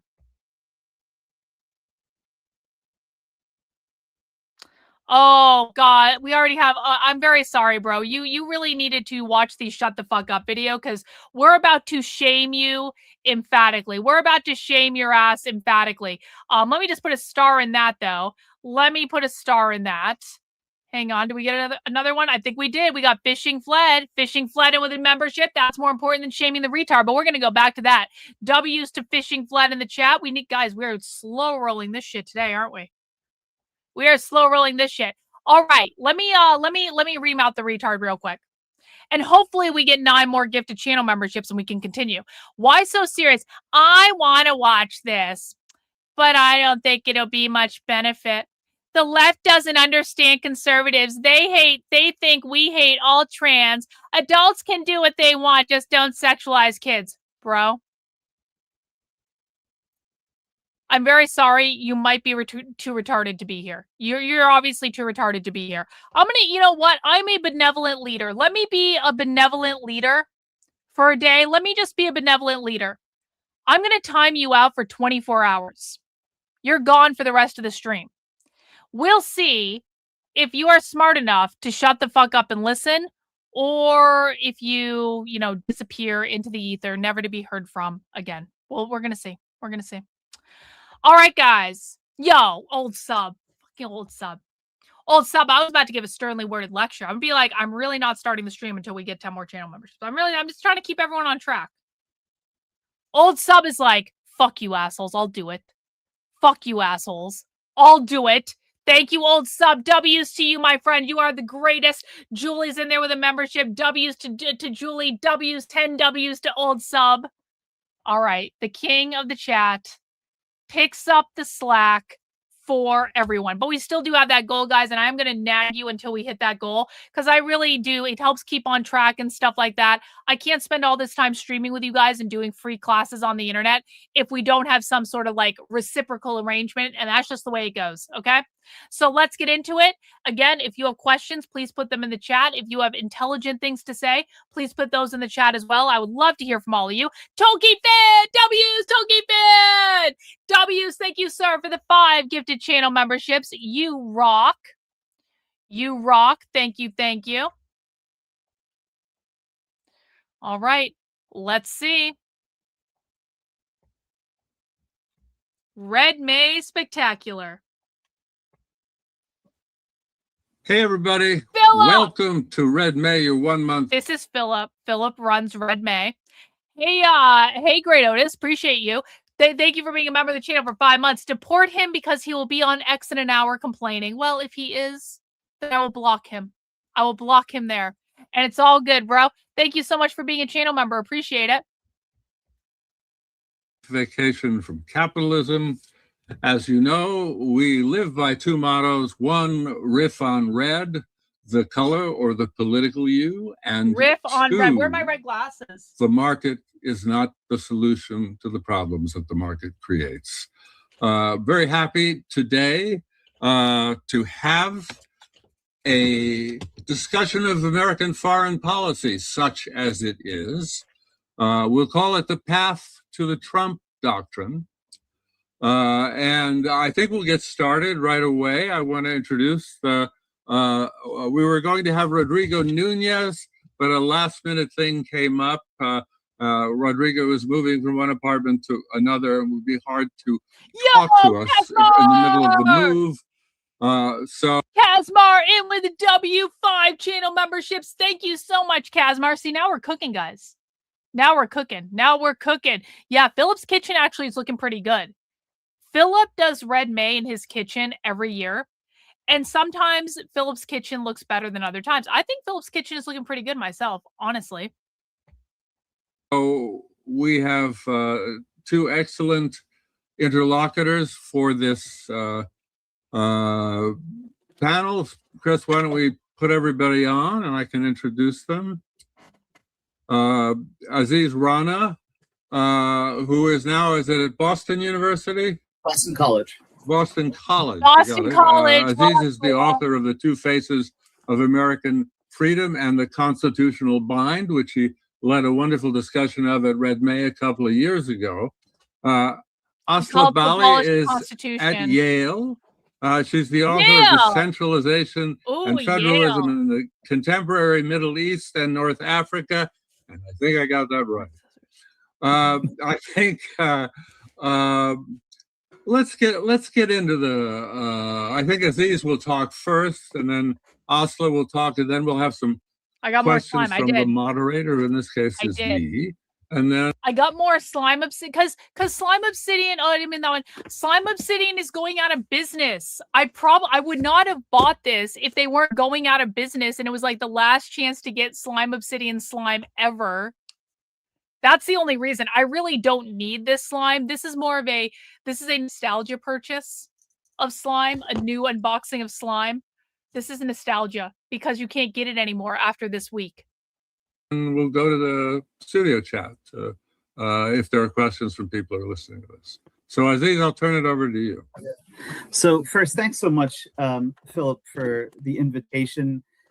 Thanks to Chris for all of his work and everybody else that's involved in organizing Red May. It's wonderful to have an opportunity again to connect with all of you, and hopefully before too long in person too.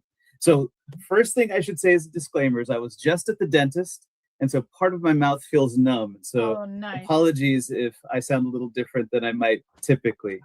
What I thought I would do is talk for maybe 7 to 10 minutes as just a way of sort of setting the stage for the conversation before turning it over to Asla to talk for a similar amount of time. Our overall session, I think, is just going to go for an hour. So we're going to try to keep our initial comments a little bit shorter. So Asla and I co-wrote a piece in late January for the Boston Review called The Path to the Trump Doctrine. And in it, what we wanted to really explore is how to think about really this last year in American foreign policy. And in particular, I think now, reflecting on this from May, what to make of the dynamics of both the US's actions when it comes to the kidnapping of a sitting head of state with respect to Venezuela. And then an illegal war on Iran that was pursued in conjunction with Israel. Now, there have been two basic ways that you see in popular conversation folks talking. An illegal war with Iran that was pursued in conjunction with Israel. The left is so crystal clear about this. The left is so crystal clear. It's like, how do you expect me to say that the people supporting us going to war in the Middle East to send Americans to die for another fucking Middle Eastern war, how are you expecting me to say that those people are less evil than the ones saying, here is explicitly what's going on here? I'm like, yeah, bro, I know. We all know. Trump sucks. About the Trump era, this last year in particular, and the idea of a quote-unquote Trump doctrine. One is to really emphasize the thought that these actions, these specific actions alongside threats of annexation with respect to Greenland, the extrajudicial killings at sea when it comes to the Pacific, the Caribbean, efforts to basically steal and extract resources, whether it's oil or rare minerals. All of this should be presented, this is according to one perspective that you're getting, especially inside the Beltway, as really just an aberration, completely disconnected from the rules-based order that the US had previously been committed to, and distinct from what American leaders have done previously. So that's one kind of view. There's a second view that argues, no, actually, there's a long history of American imperialism from gunboat diplomacy at the end of the 19th, early 20th century to various overthrows, assassinations during the Cold War and the War on Terror. And so what we're seeing with Trump is really just like a continuous thread of American primacy, and in particular, the kind of brutal face of American primacy. And the argument that Asla and I made in the piece was that rather than presenting these perspectives as an either or, it's really important to appreciate the extent to which this moment is one marked by both continuity and rupture. And to understand how it's marked by continuity and rupture, I think it's useful to just tease out three distinct eras in the development of American foreign policy pretty much since World War II. The period of the Cold War, the post-Cold War period from 1989 effectively, and then this second Trump administration over the course of the last year. And then in teasing out these three distinct eras, it's also, I think, so essential real, to actually. appreciate the role that the Middle East has played, where the Middle East is not technically part of the US's quote unquote near abroad. So we're not talking about I think this is a really great point, Okie Farmer. Listen, I know that not everyone can afford to support super chats and channel memberships, and that's fine, and that's why I make my content free for as much as I possibly can to make sure that everyone has access to this information. But I do just want to remind you that if you can't afford to send money in, you can still like the video, you can still share the video, you can still share stuff out, spread the word about this community. That's super, super, super helpful. Get people to come watch the channel with you, create a little club around it. There are people that have actually done this, honestly. And so there are lots of ways that you can help get this information out there that's really helpful to me that doesn't involve money. And so please mount the like button if you would be so kind. Your country or a neighbor region. But despite this, the US has effectively treated the Middle East, especially in the post-Cold War era and today, as part of its own specific sphere of influence and as a site to experiment with coercive forms of rule breaking. So let's just go quickly through all three eras. That if we think of American power in the post-war period, that vision of US power that's oftentimes referred to as the liberal order or the rules-based order was really connected to a vision of what justified American dominance after the collapse of the European empires in an era of decolonization. So that this is a time in which European empires, because of two world wars, had basically been unable to be able to hold on to their imperial assets and colonies. You have non-white political assertiveness in a context of ideological competition with the Soviet Union that's presenting an alternative theory of statecraft, economy, anti-imperialism, anti-racism. And so in this setting, what the US does is American elites increasingly say that America... I need to listen to that sentence again. I'm sorry. I need to just make sure I understand what he's saying. Rule breaking. So let's just go quickly through all three eras. That if we think of American power in the post-war period, that vision of US power that's oftentimes referred to as the liberal order or the rules-based order was really connected to a vision of what justified American dominance after the collapse of the European empires in an era of decolonization. So that this is a time in which European empires, because of two world wars, had basically been unable to be able to hold on to their imperial assets and colonies. You have non-white political assertiveness in a context of ideological competition with the Soviet Union that's presenting an alternative theory of statecraft, economy, anti-imperialism, anti-racism. And so in this setting, what the US does is American elites increasingly say that American power is different than the power of the old European empires, which are built on a principle of extraction. Instead, the US should be understood as organized around a principle of constitutionalism and legal restraint. And so what it promotes abroad is an international community marked by constitutional democracy and rule following. So rather than extraction, and for this reason, that it seeks to promote a set of international organizations, the UN system, a variety of different multilateral institutions. Mizakan, can you confirm? I am fairly certain we've heard Aziz talking about getting rid of the Constitution, but can you just confirm that for me? I know Mizakan will know this, or Master Sheikh would know this too. I think Reagan might know it too, but can we just confirm for an absolute certainty that this guy wants to get rid of the Constitution? He doesn't like it because it upholds the liberal order. Am I correct in saying that? I just want to confirm that I'm correct in saying that. Because how I interpret what he's saying is dependent on that being true. I'm almost positive the Constitution upholds the liberal order. Mizakan probably walked away to go to the bathroom or something. Perfect time for Mizakan to take a break when he has information that I need.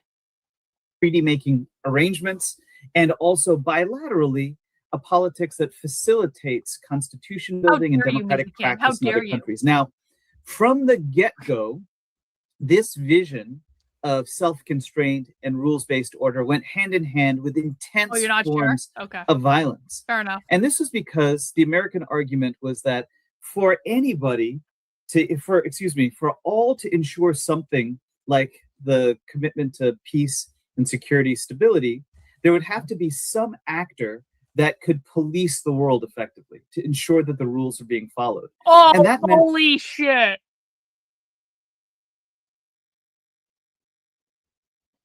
Who came up with the phrase police the world?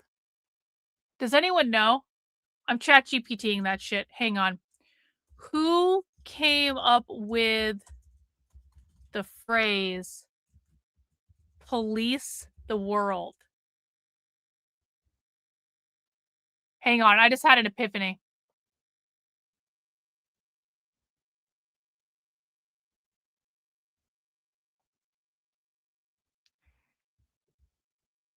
I don't know exactly. I might have to spend a little bit more time researching this than I'm going to do right now.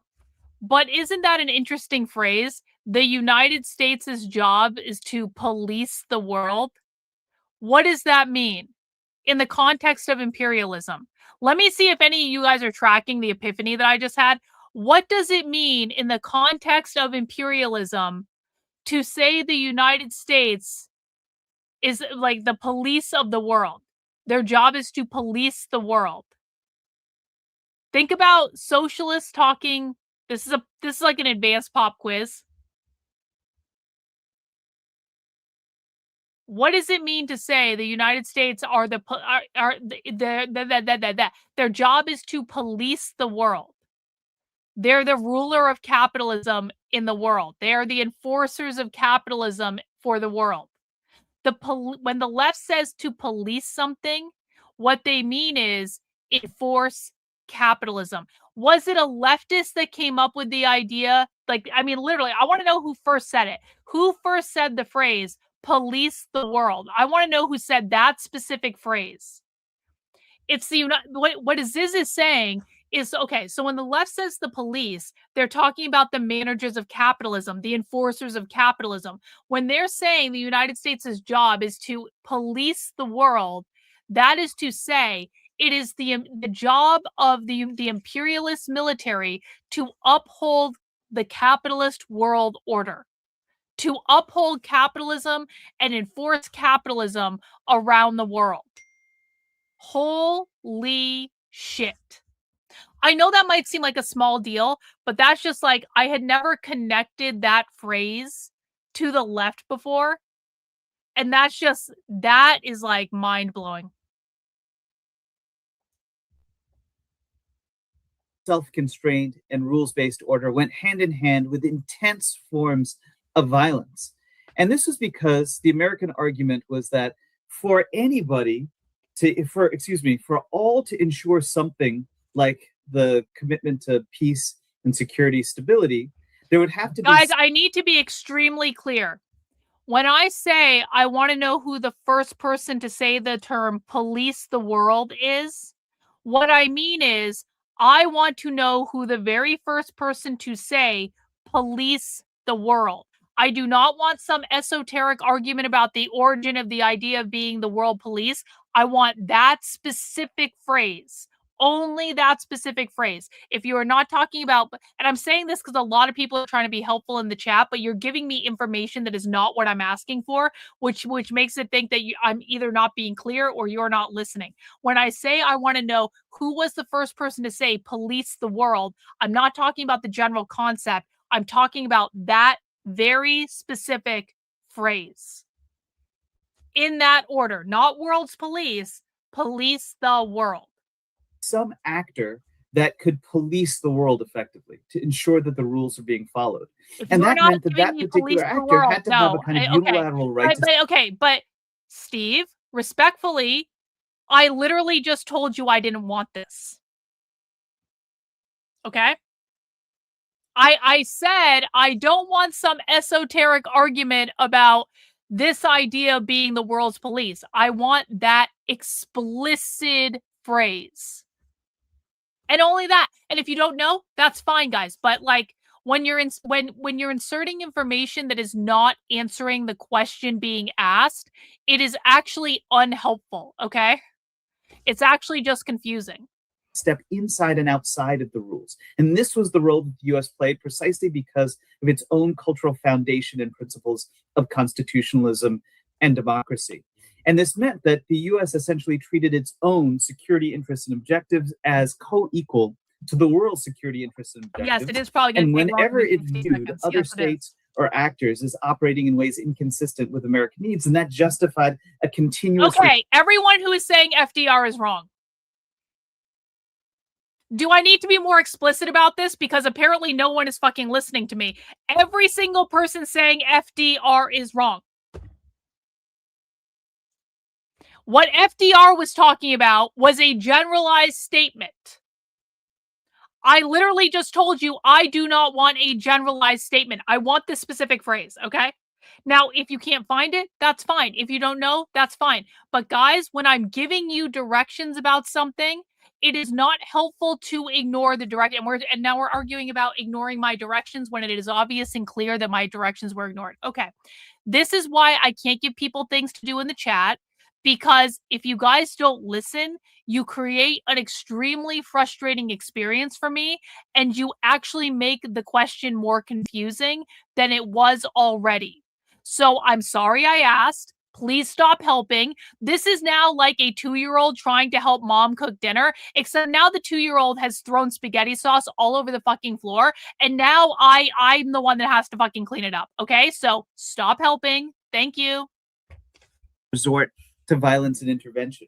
And it's why this period that on the one hand sees the establishment of all of these different international legal arrangements and argument about rule following, the building of the UN, goes hand in hand with extreme forms of violence, including mass killing, support for mass killing in places like Indonesia, but a variety of other settings. So it's not that this is a period that we can think of as pacific, as having less forms of violent intervention and action. Indeed, in many ways, it's a period of extreme violent confrontation, a hot war, whatever the Cold War with the Soviet Union in a variety of different contexts. But because of the desire to win hearts and minds in a globally decolonizing world, as well as to win hearts and minds in the context of confrontation with the Soviet Union, at the same time, you also do have commitment to the spread of material largesse. It's why you have institutions like the USAID that emerged in the 1960s, which are very much about expanding U.S.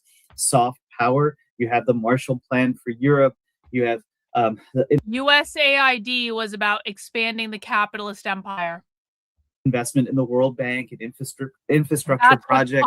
You also have a willingness of the U.S. to at least partially abide by the rules that it establishes, because of the sense that rule following and constraint are part of building the legitimacy of American power.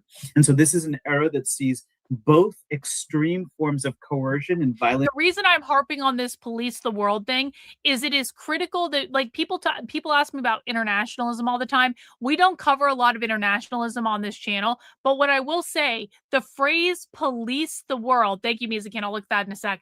The phrase police the world tells you this can't possibly be true. We're still back to helping when I've asked you not to help. This cannot possibly be true. There is a first person who said it, but I need no more helping now, because just because ChatGPT says something doesn't mean it's fucking true. There is a first person who said this, and I want to know who that person was. If you can't provide that information, that's fine. I will do it. I will cook dinner on my own, and you guys can go play around in the fucking playpen where you can't spill food on the fucking floor, okay? Like, that's the dynamic we're now working in, okay? Constitutional veneration creates an upside-down world. For decades, the Americans have been conditioned to uphold it increasingly. See, I thought so! I thought so! This is Aziz saying he wants to get rid of the Constitution. Thank you, Mizakan. Mizakan, actually helpful? Guys, this is what actual... This is me saying, hey, Mizakan, didn't that guy say that thing that time? And then... And he said, I don't know. And then he went and found the quote. Okay. This is actually helpful. W Mizakan, like honorary king of the chat, W Mizakan. Yes, it's obviously a phrase because they just fucking said it. So no more helping, because it's creating more confusion and it's creating more problems than it's solving. Okay? Here is why this is important. The left is telling you how they view the United States on the world stage. The left is telling you what role they believe the United States plays in their ultimately globalist endeavor, because revolutionary socialists and communists are globalists. They are not globalists in the same way that the WEF are globalists. Those are techno-fascists. That is a completely different fucking thing. But they are globalists in that they do not believe countries should exist, and they are globalists in that they do not believe borders should exist, okay? So in that sense, there would be no countries, there would be no borders. There's only global communism. That is what the left wants. In this context, it is critical to understand that they believe the United States, the job of the United States is to police the world, which is what he just said, which is how we know that is a phrase. The job of the United States is to police the world, which means to enforce the capitalist world order. That is what they are saying. The job of the United States military, is to enforce the capitalist world order. That is what they are saying when they say police the world. And yes, USAID was about the United States exerting soft power abroad. The military is hard power. Money, relationships is soft power. Do you understand the difference? When the Queen of England, or not the Queen anymore, when the King of England is having state dinners and welcoming world leaders, the King of England is engaging in soft power. The King of England doesn't have any political power, but they're using the king to woo world leaders and create relationships with world leaders, just like he did his entire life up until he was king. He is friends with all of these people. And what that means is that when the government of the United Kingdom is dealing with a foreign entity, it's going to go a whole lot easier for them if the leader of that country likes the king and they're buddies and they get along and they've done these state dinners together and everyone plays nice and everyone loves each other. That is what soft power is. USAID to these people is a form of soft power. It's money, it's relationships, it's going into countries, giving them stuff, helping them do things, using our tax dollars to do it, of course. That is to spread the soft power of the United States, because remember, the United States is a capitalist country. The United States is built on capitalism. The job of the United States via the military, the hard power of policing the world. But policing can also mean in a form of soft power too. I'm harping on this phrase because it is a critical phrase to understand the broader perspective of all of this. Intervention, including in the Iranian context, the involvement in the assassination of Prime Minister, and at the same time, a degree of consensual buy-in from elements across the world, including in the global south. So it's a mix of both hard and soft power. Then what happens? And here I'll try to move more quickly. The collapse of the Soviet Union creates an era not of bipolarity, but of American unipolarity. And it's during this period that, precisely because of the removal of an existential constraint, alongside the fact that we've now moved from an era of decolonization to newly independent states in the global south, many of whom themselves are no longer invested in a lot of the kind of anti-colonial, egalitarian, revolutionary rhetoric that marked the mid to late 20th century, that the US effectively increasingly begins defecting from the rules that it itself established. You start seeing this in the 90s in places like Kosovo, or in the fact that the US is involved in the drafting of the ICC Rome Statute, but then once Bush comes into office in 2001, even before 9/11, basically the US is unwilling to ratify these terms and hold itself accountable to international criminal legal restraint. And then especially in the context of 9/11 and ideas about preemptive war that emerged thereafter, what you have is a steady move whereby the US increasingly says that the rules that are established to govern the international arena do not apply to it. And the idea of multilateral decision-making is the basis by which American foreign policy... See, now we're getting somewhere. Okay, Chad did something helpful. Look at this. What year was this, Chad? Yeah, well, okay, not sure what year. Looking. Okay, thank you. Ellen something Wood said, the Allies have no doubt been happy to let the United States police the world for global capital. See? Look at that. If this is the origin of the phrase police the world, W Chad, it's literally talking about the United States like upholding global capitalism. Are you shitting me? This is the fucking origin of the fucking quote. Not what I asked for. Not what I asked for at all. Not what I asked for at all. That is the origin of the quote. I'm going to be interested to know that year. We're going to look into that one a little bit more. That would not surprise me at all. W. Chad, well done. Everyone else unhelpful, Chad, helpful. Operates no longer is going to be necessary because, in fact, the U.S.'s interests, again, are co-equal with the interests of the world. And because of perceived threats, especially in the Middle East, where the war on terror ends up highlighting the idea that the U.S. has these incentives to pursue Israeli military hegemony, access to oil, confrontation with terrorists. Can we also just comment that it kind of took balls for Chad to do that, because I had already said several times, stop fucking helping, stop fucking helping. So Brad must have been actually pretty sure of his answer. And kudos to you standing up to me, bro. You stood up to me. You did something I told you not to do, but it was actually the correct answer I was looking for. So you win. I lose, you win. Well done. Threats that are viewed as either immoderate or undemocratic, and so violations of the kind of international system the U.S. wants to pursue, that the only way to satisfy these ends is through the imposition of forms of coercion, the treatment of external sovereignty as something that is just temporary or provisional.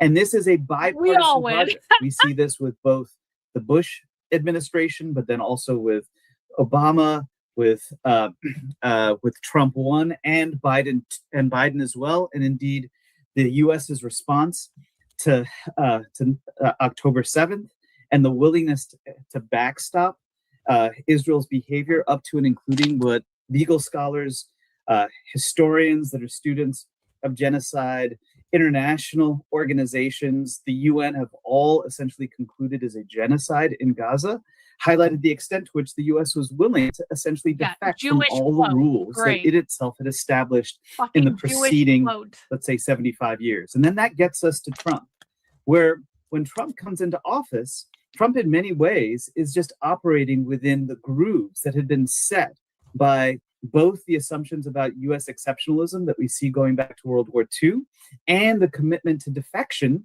and an experimentation with defection that we see in the Middle East post-89.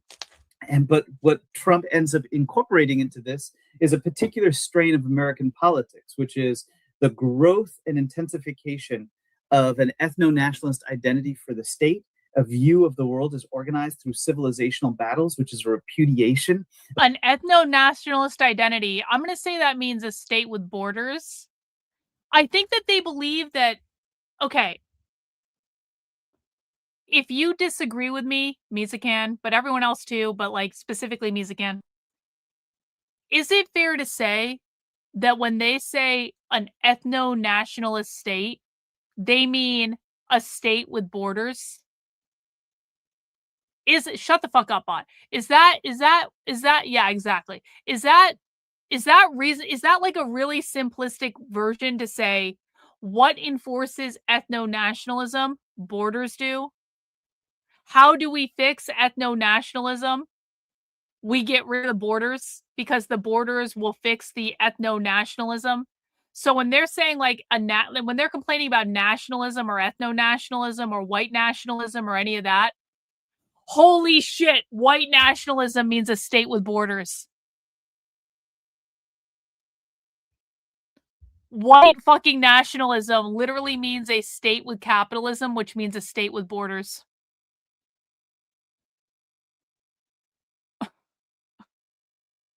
How the fuck have I not realized this before? See, I'm still learning new shit about the left, guys. There's still, even in trying to teach this information for other people, I have to break it down into the most simple possible terms. Every conflict in the world is ethno-nationalist in nature, which means it probably has to do with land. How do you create ethno-nationalism? You have borders around the land.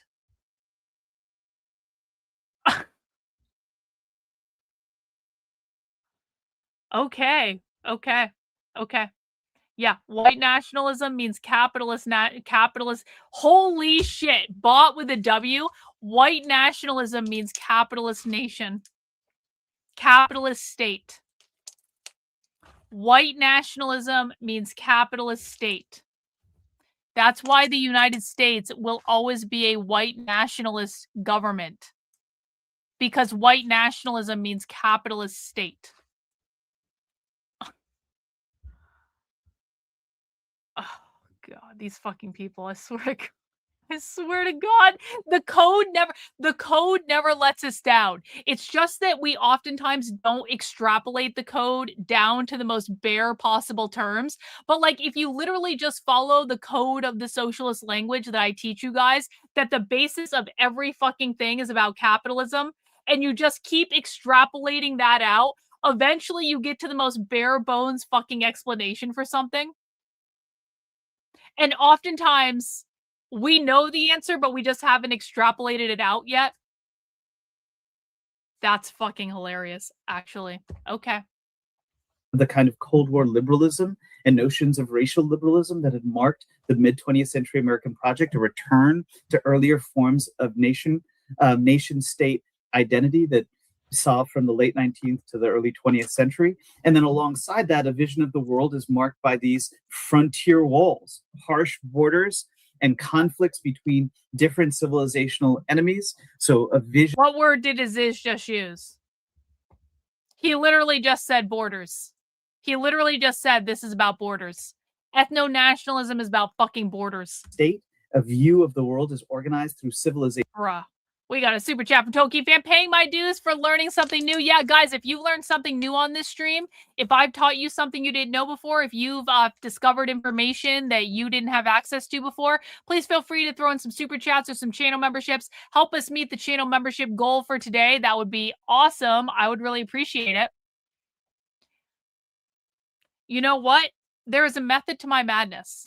Listen, some people might not like, that I never get high on the internet. I would never do that. That would never fucking happen. But can we just appreciate the epiphanies I have when I'm definitely not high?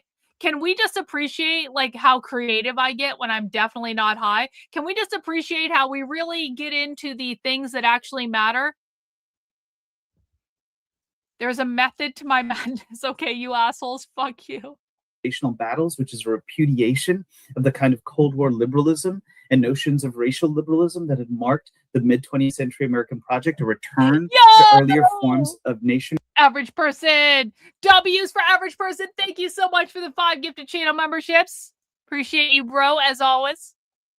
Nation-state identity that saw from the late 19th to the early 20th century. And then alongside that, a vision of the world is marked by these frontier walls, harsh borders, and conflicts between different civilizational enemies. So a vision of American power as perhaps in a multipolar world, but a multipolar world of regional hegemons that control their own near abroad, but the US is near abroad, both the Americas as well as the Middle East. And then essentially a rejection of all of the ways in which the U.S. had participated internationally through an exercise of its soft power, an embrace almost exclusively of a vision of American might through hard power and coercion, increasingly devoid of legitimacy and expressed through the idea that it carries this stick and it wields it to impose essentially its own ends on those that are weak. Okay, bro. If you don't want the membership, get the fuck out. If you do feel unworthy of the membership, then stay and learn. Those are your two options. But we are not going to complain. How ungrateful are you to complain about being given a free channel membership? You cannot transfer the membership. You were gifted it. Either stay and fucking use it or get the fuck out.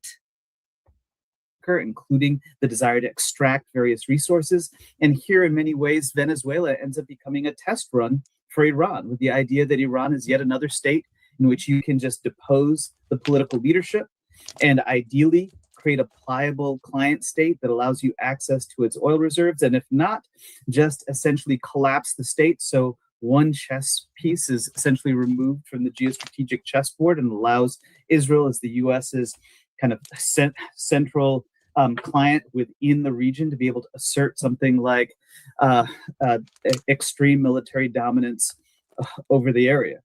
Now, all of this ends up proceeding in a way that now confronts the fact that the US's desire for dominance devoid of legitimacy has to face the fact that these are not ends that most of the world sees as consistent with their own. It's experiencing intense forms of backlash, obviously within the Middle East, but not just within the Middle East. And in a way, the US's broader effort across the parties and across the presidencies linking Biden to Trump to treat the Middle East as a site for experimenting with coercion is meeting against the fact that unless Americans actually commit to something like meaningful self-determination for people in the regions of the world that it claims to view as subject to its own primacy and control, the U.S. will permanently find itself in these recurrent patterns of violence. Mizakan says, Aziz Rana's latest book, The Constitutional Bind, How Americans Came to Idolize a Document, he literally wrote a book about why the Constitution is a failure. 241 mentions of capitalism, 19 of Marx, and 13 of whiteness, which also means capitalism. Instability and conflict, unable to actually have its needs met, while at the same time experiencing extreme forms of deprivation from those on the other side of American power, while really undermining the economic and broader interests in prosperity, security, and democracy here at home. Thanks so much, and I'll turn it over to Usla to talk a little bit more specifically about the Middle East.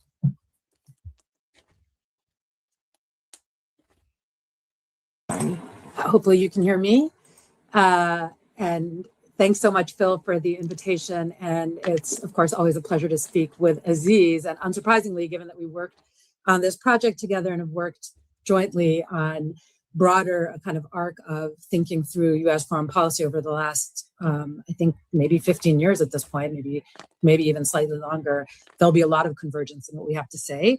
But I am going to focus a little bit more on the Middle East. And of course, since we wrote our piece in January, the Iran war has emerged, and Aziz touched on the many ways that our piece sort of anticipated elements of the conflict and also captured some of the reasons that we think policies are leading in these directions. In terms of thinking through the problem of how best to understand the current posture that the Trump administration has adopted in the region, you will have heard in Aziz's presentation both two elements, right? There's a temptation, given the shock of the scale of what's happening in the Strait of Hormuz and the global economic fallout, to treat this war as unprecedented. And there's equally a temptation to fold it back into a familiar story of American wars of choice, particularly in the Middle East. And again, as Aziz has ably captured, both of these instincts are right in some measure. They both capture something important, but neither an account of continuity nor an account of discontinuity or rupture is entirely sufficient on its own. So I'm going to just try to puzzle through some of the specific ways that we see the Iran war reflecting back the arguments that we made in our piece. First, and most obviously, and again, just echoing some of the points that Aziz has made, the war is recognizably continuous with a standard US practice in several respects, especially in being a war of choice that was launched in a kind of language of necessity, undertaken incredibly enough in the midst of diplomacy, and then justified as if diplomacy itself had failed on its own rather than had been undermined by the coercion that the United States itself brought to bear. It also relies, the Iran war, on expansive ideas of self-defense, flexible legal categories, and a familiar way that the United States converts its own coercion into a vocabulary of defensive security. The Iran war reflects a longstanding habit of imagining that increasing coercion will produce compliance. So we have seen over and over again the notion that sanctions will weaken a regime, or that bombing will be a mechanism to force negotiations on preferable terms for the US, that assassinations will fragment leadership, or that a blockade will compel capitulation. And that logic has appeared from Iraq to Afghanistan, from Libya to Yemen, from Gaza to Lebanon at this moment. And across all of these geographies, US governments have been tempted to present coercive measures as rational tools of leverage to reshape outcomes in ways that are preferred to the United States, while always experiencing surprise when those outcomes don't actually conform to the ones that the United States had in mind or set forth in justification of the use of that coercion, in part because the US seems incapable of understanding how communities on the ground experience these same actions, which is as attacks on their sovereignty, attacks on the conditions of their social life, attacks on the possibility of their survival. And so, of course, populations respond in ways that exceed or undermine the predictions of U.S. policymakers. She's actually not wrong. She's actually not wrong. What she's saying is U.S. policymakers are retards, and they don't understand that when you show up and start bombing the shit out of people, those people are going to be upset because you are bombing them and you are killing them, and it seems like you're doing it indiscriminately. And even if you believe you have justification to do it, which usually the reason you're actually doing it is actually different than the reason you're telling the public you're doing it. But even if you had a justification, that still would not change the fact that the people in the country that you are bombing are going to be really fucking pissed off, and they're not going to be on your side. She's actually exactly correct about this. And what we have is a region in ruins, but consistently in the grips of that cyclical logic that Aziz laid out at the end of his comments. There is continuity, too, in the legal frame. The U.S. has often treated international law as something that applies fully to others and at best selectively to itself. Once more, Aziz described how this worked across the three eras that he has presented, and the Iran war is a particularly stark expression of this exact tendency. So again, aggression is described as defense, maritime coercion is presented as freedom of navigation or the defense of freedom of navigation, and the language of ceasefire has been overlaid on interdictions, on threats, on ongoing military deployments, and on a period of resupply of military hardware and weaponry and capacity for both the United States and Israel in what is systematically presented both as their own instance of restraint that they've paused in hostilities, while simultaneously filled with threat, as we're seeing today, as we woke up to this morning, a moment in which they're simply preparing themselves for a new onslaught. And what's continuous here is the use of legal language that was, envisioned as a mechanism to structure international order, instead being hollowed out in terms of its capacity to constrain. And that's very much in line with recent US practice, and certainly with Israeli practice since the war on terror, where all other categories have equally been rendered incredibly plastic and flexible, whether it's targeted killing, the use of so-called preventive force, well done. elastic readings of imminence. All of these are routinized tools of policy, together with erasure of the distinctions between military and civilian objects. So this is actually, I don't know why, I think you're putting notes in the chat, but this is actually really good. Like, this is correct. Borders equal white nationalism equals capitalist hegemony equals all systems of oppression. Yes. But the commune arising from strategically cultivated social chaos, I would not say strategically cultivated social chaos. It is not social chaos. That is inflammatory and inaccurate, and everything else you've said here is not inflammatory. And so we need to, I would very strongly edit that. The commune arises from collective caretakership. It is not strategically cultivated social chaos. That is a bullshit conservative narrative. The commune arising from collective caretakership which gets rid of private property, which solves all oppression.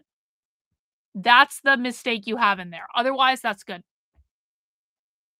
That have enabled essentially total war across the region in ways that nonetheless is somehow presented in a language that is meant to reassert the validity of international law at the same time that the US and its privileged interlocutors and clients are allowed to sidestep those constraints.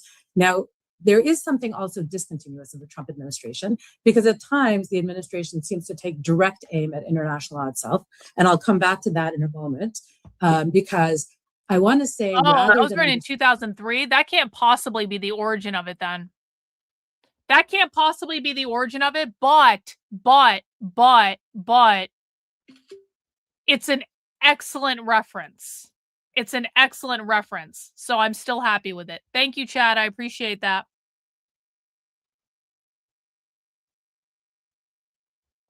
Understanding that as discontinuity, it might be better to understand it as culmination of a set of logics that have been at work over the quarter century of the war on terror and its progeny, and over the longer durée that Aziz described. Another area where there's continuity that we see in the Iran war is in the relationship between US regional policy and Israeli military freedom of action. The United States has long treated Israeli military dominance and Gulf security as somehow compatible pillars of a regional order. So the premise of the Abraham Accords is one example, and ever since that— I'm sorry, I need to listen to that again to make sure I understand. Quarter century, acting also discontinuous of the Trump administration, because at times the administration seems to take direct aim at international law itself. And I'll come back to that in a moment, because I want to say, rather than understanding that as discontinuity, it might be better to understand it as culmination of a set of logics that have been at work over the quarter century of the war on terror and its progeny, and over the longer durée that Aziz described. Another area where there's continuity that we see in the Iran war is in the relationship between US regional policy and Israeli military freedom of action. The United States has long treated Israeli military dominance and Gulf security as somehow compatible pillars of a regional order. So the premise of the Abraham Accords is one example. And the United States views capitalism, the capitalist Israeli state, and defending and expanding the capitalist Israeli state as pillars of regional order. What she's saying is the United States is trying to prop up, expand, and reinforce capitalism in the Middle East. Everyone get that? Over the longer durée that Aziz described. Another area where there's continuity that we see in the Iran war is in the relationship between US regional policy and Israeli military freedom of action. The United States has long treated Israeli military dominance and Gulf security as somehow compatible pillars of a regional order. So the premise of the Abraham Accords is one example. And ever since Abraham Accords, of course, capitalism. Obviously, Abraham Accords that have been consecrated not just by the Trump administration, but also the Biden administration as a framework for managing the US's commitment to the Middle East. But the Abraham Accords themselves are just the most recent iteration of what has been a premise of decades of US planning in the region. Israel is to be militarily unconstrained. The Gulf is to be sustained in terms of economic stability, and Washington's role is to manage whatever contradictions might emerge between those pillars. The Iran war is fundamentally exposing the limits of that formula. Once a very large country in the Gulf has itself become the target of that Israeli freedom of action, it becomes very difficult to square the circle of both enabling the Israeli project of military hegemony in the region and at the same time stabilizing its economic core in the Gulf. So in Gaza, Lebanon, Syria, and now Iran, what we see is the total war strategy I was describing earlier, a kind of widening of targetability where civilian infrastructure is presented as dual use and civilian life itself becomes redescribed as a component of an enemy system liable to be targeted. That logic has existed in other areas where Israel has operated, but when that logic was brought to bear on Iran, it basically guaranteed a spreading of the conflict into a regional conflagration in which the target of that kind of force has embraced the logic itself and redeployed it against positions, Did he get rid of them? No. Then he did do something to uphold them, Sassy. Can we please focus? Including U.S. military bases and economic. They're saying that Israel going to war with all of the countries in the Middle East is about expanding their imperialist capitalist power because they believe Israel is a settler state that steals land from the indigenous in order to privatize it under capitalism, essentially. So they're talking about how Israel is basically fucking up the entire region, but then they tried to do it to Iran, and Iran was like, fuck around, find out, motherfuckers. Where civilian infrastructure is presented as dual use and civilian life itself becomes redescribed as a component of an enemy system liable to be targeted.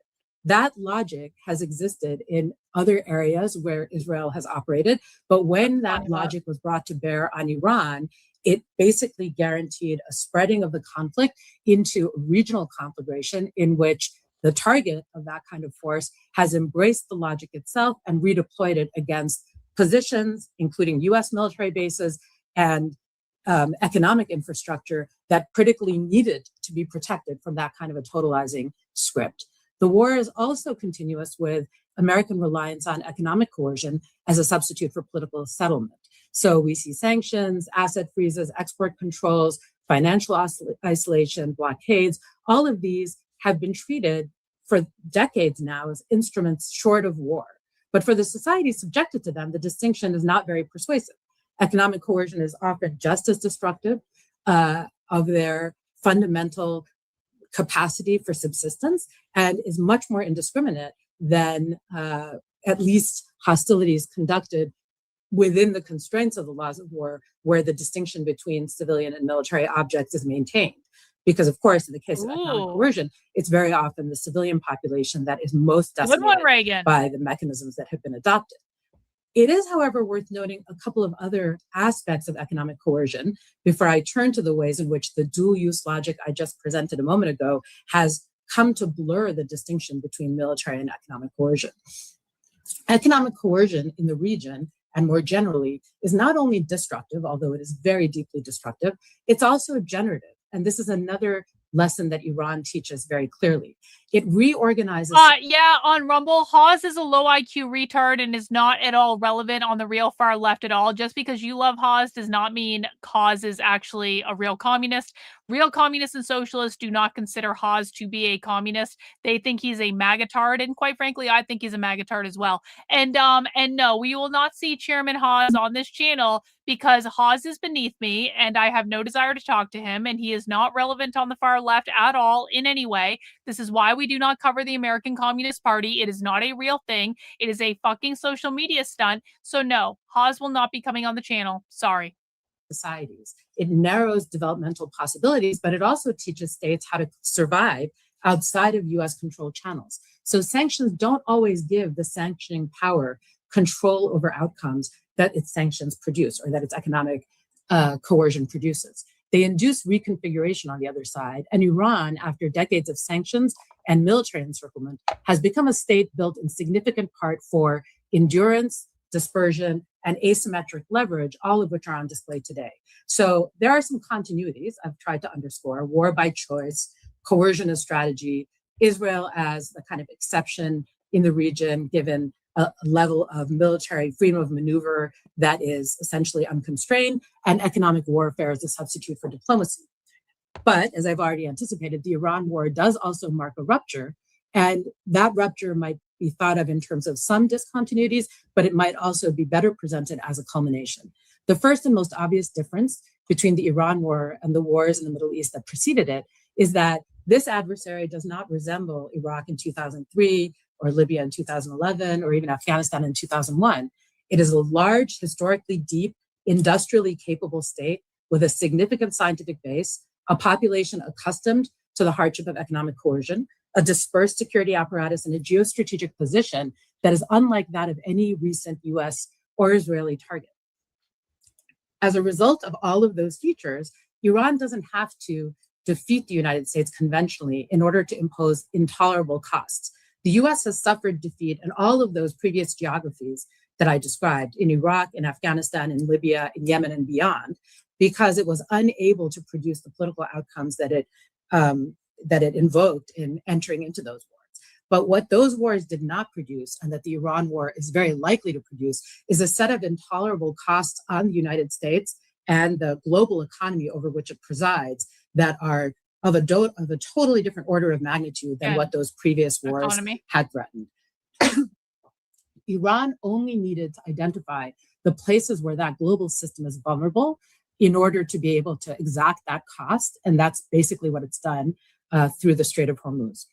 There's a second rupture, and that is that Iran has moved the war from the military battlefield that the Israelis and the United States defined into the infrastructure of global interdependence. So the Strait of Hormuz is not just a naval theater in which you have naval blockades. It's also not just for resources. It's a point where energy, liquefied natural gas, fertilizer, petrochemicals, shipping, insurance, food systems, debt, and political stability all converge. So threats to tankers become a fertilizer shortage, which turns into inflation in food prices, which becomes a sovereign debt crisis for countries far removed from the Gulf, countries in the Western Hemisphere, countries in Asia. And recent reporting in Reuters, which has described the current ceasefire as fragile, which accompanied with the social media threats that President Trump engaged in overnight and this morning, really suggests that the United States has lost its capacity to calibrate the degree to which it is going to use coercion to achieve ends. It is now trapped in a situation where it's at an impasse it can't redefine. It is unwilling to use the strategies of diplomacy or negotiation because it would require forms of compromise that it can't sell as victory. And at the same time, it's unable to extricate itself precisely because the logic of the pillars I mentioned earlier, Israeli freedom of movement and Gulf economic stability, are now at loggerheads with one another.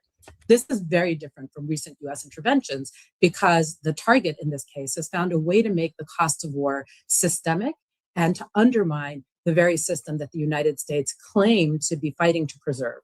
Iran has fought a system on which the United States depends, or more precisely, it's exposed that the US-backed security architecture in the Gulf can no longer serve as a guarantor of global commerce. Instead, it has become a See, it's all about fucking capitalism.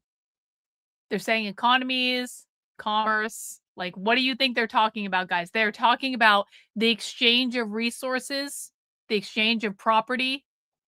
Of vulnerability with bases, ports, shipping lanes, Gulf infrastructure, and allied economies all becoming targetable in precisely the ways that the civilian infrastructure of the countries the US and Israel has previously targeted were also made targetable. So the dual use logic has now extended to precisely the infrastructures on which the United States and its primacy depend. The third rupture here is that the distinction between military and economic warfare, as precisely as a result of that dual use. And guys, by the way, I understand this might be a little dry, but understand this. When these people eventually make the case to abolish the Constitution, this is the language they will be using. So people need to just learn how to deal with listening to this. Because I understand it's a little dry. I understand it's not as spicy as some of the things we listen to. But when they ultimately make the argument to abolish the Constitution, this is the language they are going to do it in. And so you want to be sure that you understand what the fuck they're talking about. And being able to sit here and listen to them, this is like your training ground for understanding what they're talking about. Total war logic expanding, that distinction between military and economic warfare is collapsing. The United States moved from sanctions and maximum pressure on Iran to bombing and blockade. Iran then moved from military retaliation to the economic weapon of maritime disruption. And now you have everything on the table. You have China's rare earth restrictions, Iran's Hormuz strategy, US tariffs, export controls, naval interdictions, all of these joining into a single continuum in which economic tools and military tools are converging. Military tools produce economic coercion, economic coercion is the prelude to military conflict. Essentially, you have a place in which the United States is losing its previous monopoly over major economic coercion And other states are now able to weaponize interdependence as well, which produces a level of instability that I think the United States is unaccustomed to. The fifth rupture I just want to mention is a rupture in the Gulf itself. If the US model for managing the Middle East depended on those two pillars, Israeli freedom of maneuver it's going to and get better Gulf when they economic get into stability, the Q&A. US interventions over the last quarter century have been destabilizing, but none of them have undermined those basic premises. The US claimed to secure for the world economy the capacity of the Gulf to continue on its model, not just with respect to energy, but with respect to the diversification of Gulf economies into the kind of security partners and logistical partners that they have become globally. Today, the Gulf is no longer able to secure any of those benefits, and the order that has long defined it is splintering. The United Arab Emirates has left OPEC. It's threatening to step out of the GCC. It is moving in the direction towards a harder strategic autonomy posture that is deepening security cooperation with Israel and reconsidering its multilateral commitments to its other partners in the Gulf, while there is splintering amongst the other Gulf states. Saudi Arabia is clearly more cautious, worried about Iran, but also wary of being trapped in an Israeli-led order. And other actors, Pakistan, Turkey, China, India, all have to sort of recalibrate their own orientations to the region to be able to imagine what it would be to now be in relation to what may well be a post-American and much more unstable Gulf order, which kind of points to the last of the ruptures. Why would it be post-American? Why would it be post-American? The other Gulf states. Saudi Arabia is clearly more cautious, worried about Iran, but also wary of being trapped in an Israeli-led order. And other actors, Pakistan, Turkey, China, India, all have to sort of recalibrate their own orientations to the region to be able to imagine what it would be to now be in relation to what may well be a post-American and much more unstable Gulf order, which kind of points to the last of the ruptures that I want to mention in these opening remarks, which is that we're in a different stage of American decline. I suggested earlier that instead of thinking about continuity and rupture, we might think instead about culmination, that the United States remains overwhelmingly powerful. It can still destroy at will, as it's showing amply in the Gulf. It can still sanction, it can still blockade, it can do all of the kinds of destructive things that we've watched it do in a rampage across the Middle East over a quarter century. But it is increasingly unable to convert that destruction into order or anything like stability. And that old American claim of primacy, the one that Aziz laid out so beautifully at the beginning, namely that US power would be sometimes selective, sometimes violent, but designed to stabilize expectations and provide a certain infrastructure for a deepening global integration and for its own primacy, is now giving way as the American promise to keep shipping lanes open, allies protected, energy markets free flowing, are all now in question. Okay, what she is saying is, in decades of yore, the job of America was to police the world, which means to enforce capitalism around the world. For the last several decades, America has been dicking around in the Middle East, going into unnecessary war after unnecessary war after unnecessary war.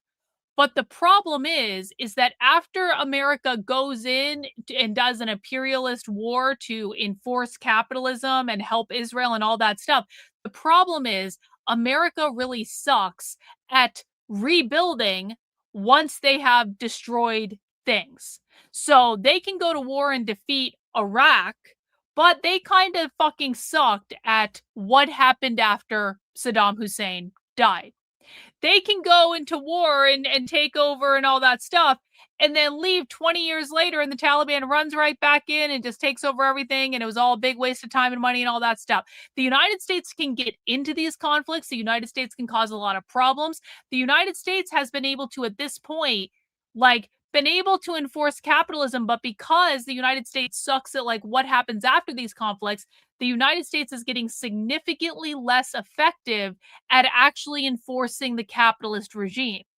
because it goes in and it starts a whole bunch of problems, and then the leaders of the United States suck, and so they don't effectively enforce capitalism because they basically just fuck shit up and then go home. And so that is kind of my take on what she's saying there. And so it might be like a post-American Middle East, because the United States has fucked this up over and over and over and over and over again. Capitalism is failing and they can't make it work. And it's all because the US sucks at this. And so that's kind of like my read on it. Do you guys think I'm right? Do you guys think I'm wrong? Let me know. The Iran war is basically illustrating the degree to which American power has become itself an accelerant of disorder. And that's visible across many fronts, including in the one that I mentioned earlier, which is in the moments that the Trump administration seems to take aim directly against international law itself and take steps on its own to dismantle the structural conditions that have long secured American hegemony, mistaking the rules, the selective rules, the rules that the United States has long sidestepped as constraints on the degree to which the United States can now unilaterally decide to exert power, and therefore taking away those rules for everybody, making them unsustainable, basically crumbling, crashing the United Nations, and in the process, undermining the very sources of stable American power. So the Iran war is continuous in many ways with earlier US practice, especially in the Middle East, but it may also be the final chapter in that arc, because the costs are pushing the order over which the United States has presided for now some 8 decades past the breaking point. And I think that's one way of thinking about the current ceasefire, whether it's preserved through this conversation or through this day or through the week or through the month.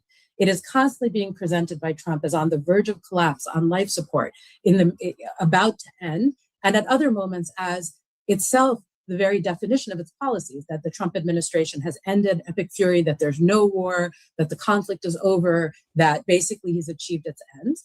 What all of this is, to my mind, is a microcosm of the broader moment that we're in globally, which is one of reconfiguration in which the administration that set loose these forces is not in command of them and can't decide even itself how to be aligned towards the consequences of its own actions, whether to escalate, whether to extricate, how to work its way out of the impasse it has created. This is not peace, but it's also not open hostilities. It's not the end of coercion. It's a condition in which every actor in the system, beginning with the United States, is repositioning itself.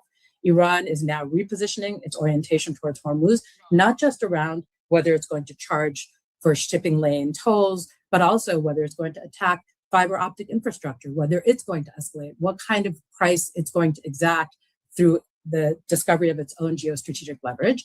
Israel is trying to reposition itself. Is it going to be in a state of permanent war? If so, is that permanent war going to be one that in which it joins hands with the UAE? How is it going to configure its own policies as it loses domestic American support? How is it going to manage the domestic audience costs that it faces at home? The Gulf states are repositioning themselves through hedging, whether it's the UAE or Saudi or Qatar or Oman. Each of them is forced to now reconsider the basic premises of their own strategic and defense postures. And then many other actors, beginning with China, it's not word are salad. having to It's rethink. not. No. Don't be a fucking retard. It is not word salad just because you don't understand it.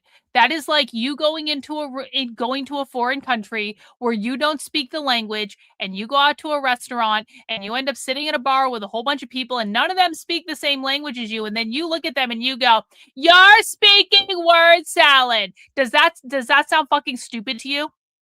Does that sound stupid to you? You don't understand it because you don't speak their language. You are not the only person here, and there are people who do understand what she's saying. If you have a question, then ask a question. Their energy and supply chains, Europe is having to realign not only its geoeconomic position, but its own defensive and strategic future. And the United States today finds itself in a quandary, not just with respect to the ceasefire in the Gulf, but more generally in its relationship to uses of force that were once conceived as a means of preserving its primacy, but have now become the conduct that is most rapidly serving to undermine that primacy. And I'll stop there. Hopefully they get into discussion. Thank you very much, Asla and Aziz. A great deal to think about. I have some simple questions. Yeah, I'd like to start out with that. Just after the invasion of Iraq in 2003, the magazine McSweeney's came out with an issue which was titled "Who to Invade Next." The title kind of captured the arbitrariness of the enemies list of the United States, where countries that people had never heard of or thought about would come up on the list because the president or someone says so. We usually think of enemies as countries that have attacked us or countries that present an existential threat to us. But it seems to be there's a labeling process of calling someone an enemy now that we need a kind of check and balance, which maybe a good press would provide, which might have asked, for example, with Venezuela, wait, did Venezuela attack us? When was it? I missed that. This is a Carl Schmitt problem between friend and enemy. No. It's the basic decision that a country can make. Oh, no. Philip just mentioned Carl Schmitt.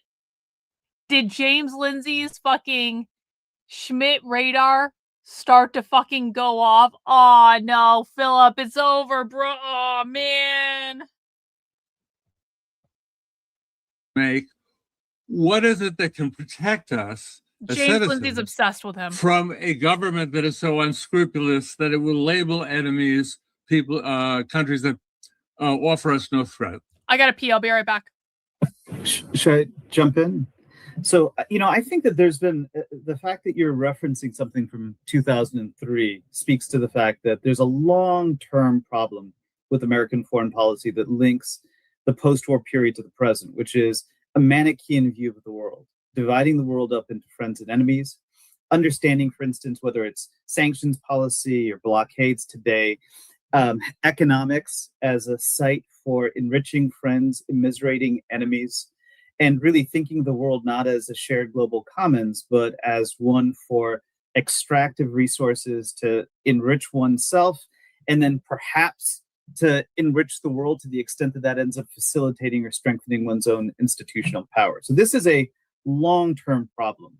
I will say I do think there's something distinctive about the Trump period this last year, where I think it's notable, for instance, Trump's pretty conciliatory language while he was in China.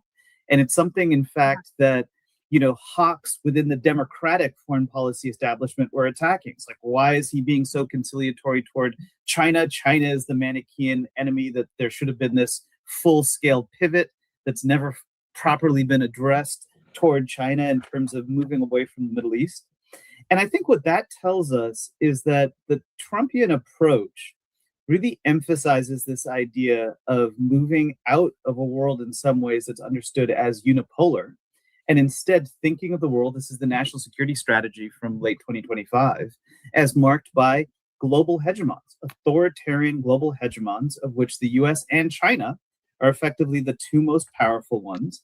And Trump and those around Trump are actually quite hesitant for all of the tariff talk and the forms of confrontation for direct military confrontation with peers, with equals. And in this way, interestingly, one might say that— You're saying Trump is only punching down at the proletarian.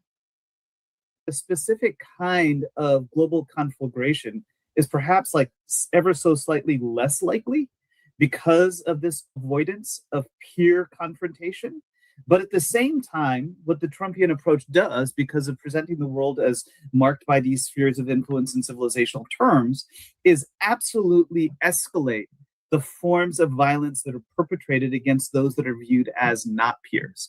And so if we think about the proliferating enemies list, so this is the US's assertions vis-a-vis like Greenland, but like Venezuela, the blockade of Cuba, as well as now ramping up language about how Cuba has like drone technology. And that seems like the ways in which, as exactly Asla said, economic immiseration is a form of warfare that leads the way to efforts of direct military intervention. What links all of these to Iran is the idea that you use violence and coercion against whoever is standing in your way to be able to enjoy absolute dominance over your own near abroad or access to extractive resources.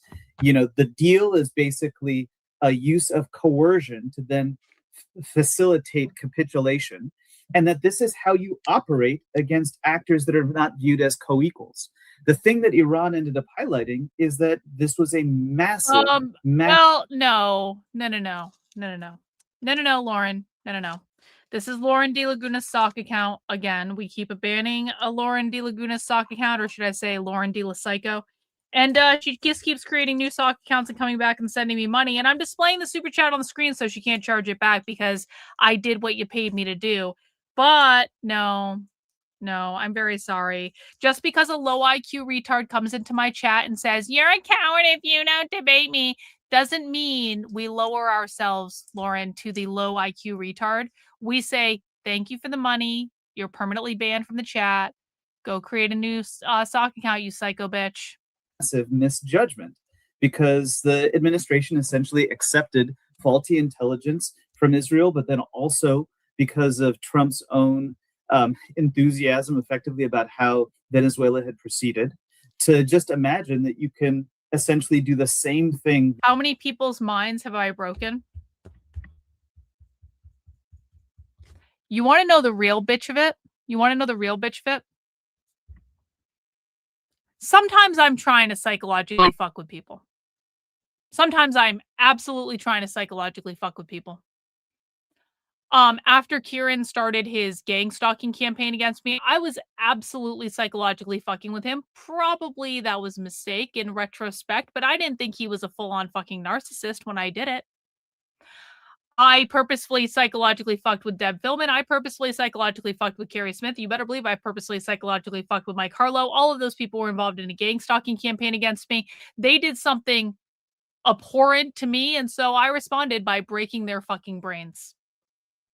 I've absolutely psychologically fucked with big tech. I will admit that.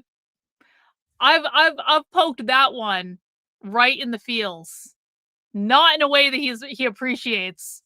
Many times. I absolutely did that. And I, pushed him into a state of permanent paralysis where he doesn't know what the fuck to do, or even what is true and what is not true. And the ironic thing is, if he had just listened to me, he would actually know what's true and what's not true. But you know what? He's like, I broke it. I broke it. And that was probably wrong, and I should probably feel worse about it, but I don't. But you know what the real bitch of it is there are people on the internet who I didn't even try.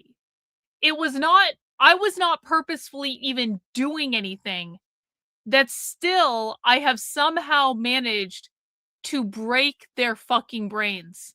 And they become obsessed with me, and they stalk me all over the internet, and they say the craziest shit. And for some reason, they think that we are on the same level and that we are equals. But no, we are not equals. We are not equals in any way, because without even trying, I broke their fucking brain. That is how good at psychological fuckery I am.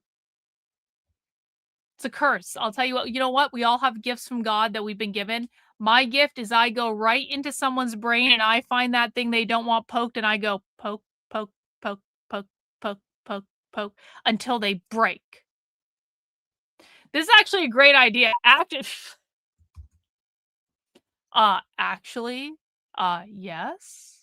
Yes, we should have that t-shirt. Actually, yes. Vis-a-vis Venezuela, or perhaps not too long from now vis-a-vis Cuba, in Iran, without recognizing the ways in which Iran can actually escalate horizontally, assert various forms of control, including through the Strait of Hormuz. And so the US is now trapped in a particular kind of confrontation that it did not anticipate. And it precisely didn't anticipate it because the whole Trumpian approach is to treat as enemies exactly who you do not believe has the capacity to punch back. And so this is a kind of transformation, I think, in the way that American power proceeds. But as Ursula suggests, it's a culmination. And it's a culmination precisely in the way that this approach to the world, of that you just assert violence and power against those that you assume cannot respond, is not just U.S. defection from the rules. They're literally saying that Trump is the capitalist oppressor, and he's not going after other capitalist oppressor states. He's going after the oppressed states, the people who can't fight back, the people who don't have the resources of the evil empire of the capitalist United States. That's what he's saying, guys. He's saying there's a hierarchy, and the United States is not punching at peers. The United States is punching at the proletariat. But as Usla suggested, is an effort to directly reject the rules themselves such that they don't apply to anybody, and that the world is instead organized around a small number of dominant authoritarian hegemons, with the rest of the world suffering what it must. I could just add one word to that. One striking thing is that the rules, had the U.S. followed them just around the use of force, on prohibition of aggressive use of force, would have actually spared the United States the costs that it has now been forced to absorb and that have been exacted on the rest of the world. They were precisely designed as a system of mutual self-restraint under particular conditions. And that setting aside of that constraint is the reason that the United States finds itself in this position. And the calculus was exactly as you said, that, we're going to punch down against adversaries that don't have a capacity to inflict meaningful suffering on us. For fucking real, Aziz is a life member of the Council on Foreign Relations. How do we not know that? That's fucking funny, Seeker. Well done. W's Average Person, thank you for the channel membership. Really appreciate it. Guys, I hope we can at least get to halfway of our goal today. Maybe it's not a full goal channel membership day. We'll make it up tomorrow. It'll be fine. But can we at least get halfway to the goal? Can we get halfway there? This has been a long class. I know it's a tough one. I know it's a wonky one. But I think it's worth listening to. As long as that's the case, really might makes right, and we can set aside the rules. So it was a miscalculation, odd one, right? Because everybody points out that actually the U.S.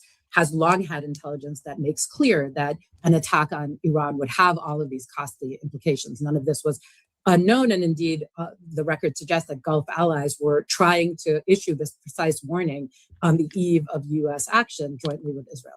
So another thing that we see here that I think is interesting is on the friend-enemy point that you were making, the habit of threat inflation and then use of spectacular force in order to achieve at least short-term effects. This may be about domestic audience. This may be about achieving cheap wins along the lines of Venezuela. But that habit has now come, particularly with an unconstrained executive akin to Trump, where impulse control has become a genuine problem in the chief executive, is perhaps more of a significant, if you want, adversary to long-term American primacy than anything any external actor could ever bring. In other words, the United States is a principal threat to itself. Its own inability to adequately calibrate meaningful threat and come up with a risk-benefit calculus that even serves its short-term interest, let alone medium or long-term interest. The costs of bounded rationality have become so dramatic for the United States that it is the U.S. government itself at this moment that is the principal accelerant of American imperial decline, which is a kind of rich irony. And again, had it respected the rules, they're saying the United States is so fucking stupid that it's precipitating its own demise because it's in late stage capitalism and it just continues to destroy itself. Self-authored in an earlier moment, a moment of a kind of enlightened self-constraint that was, a result of two cautionary world wars. It wouldn't have found itself in this predicament. Now that's on the enemy side. On the friend side, I just want to note before we move on that guys, when they win, I want people to understand this.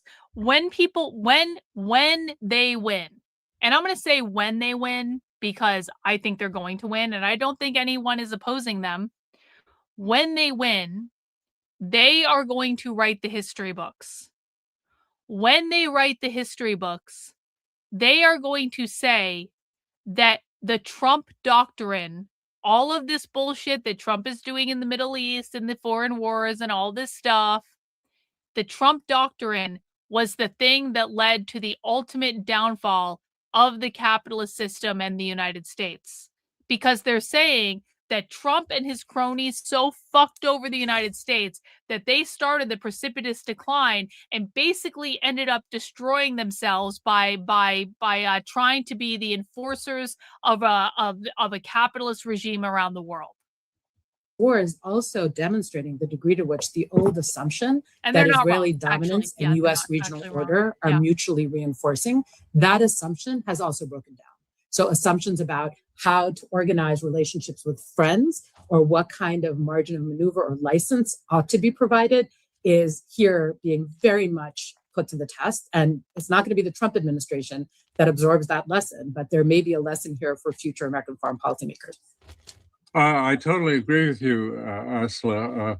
I think the destruction of the UN by the US is something that's going to cost us in terms of all the things that we have to cover We're that were destroying the usually covered UN? by the UN. I wish.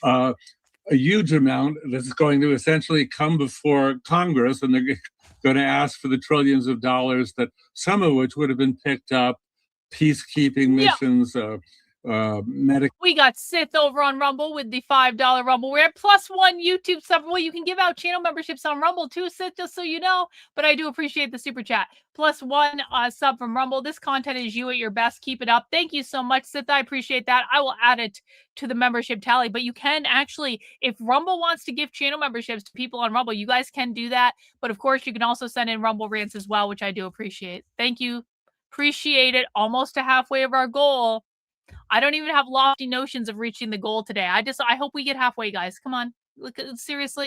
Missions and so forth. You want me to keep doing this or don't you? Like, let's talk about Israel for a second. Yeah, let's do that. Israel Good idea. Has never declared its borders.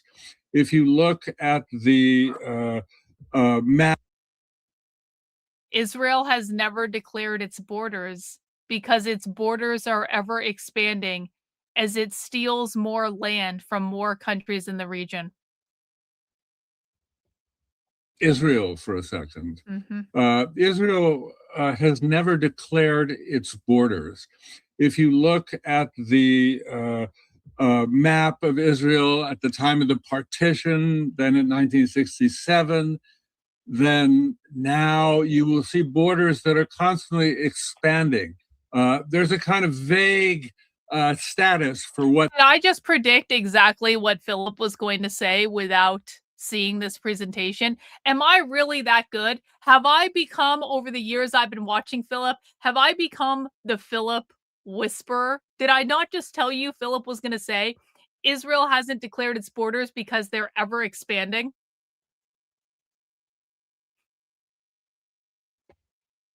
Yeah, based, Philip.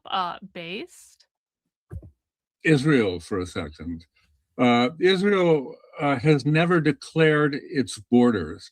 If you look at the map of Israel at the time of the partition, then in 1967, then now you will see borders that are constantly expanding. There's a kind of vague status for what these things are. The West Bank is not occupied, and it's not something that Israel is going to annex. It's a security zone. So real. So through various mechanisms, the need for security, there's some people who want Judea and Samaria to be part of, I've always wanted them to be part of Israel, to the kind of quest for Lebensraum, where people will say, we are going to be the refuge for all the Jews in the world. We are a ridiculously small country. We need to expand, so we can even that's me. fit everybody in that's going to come.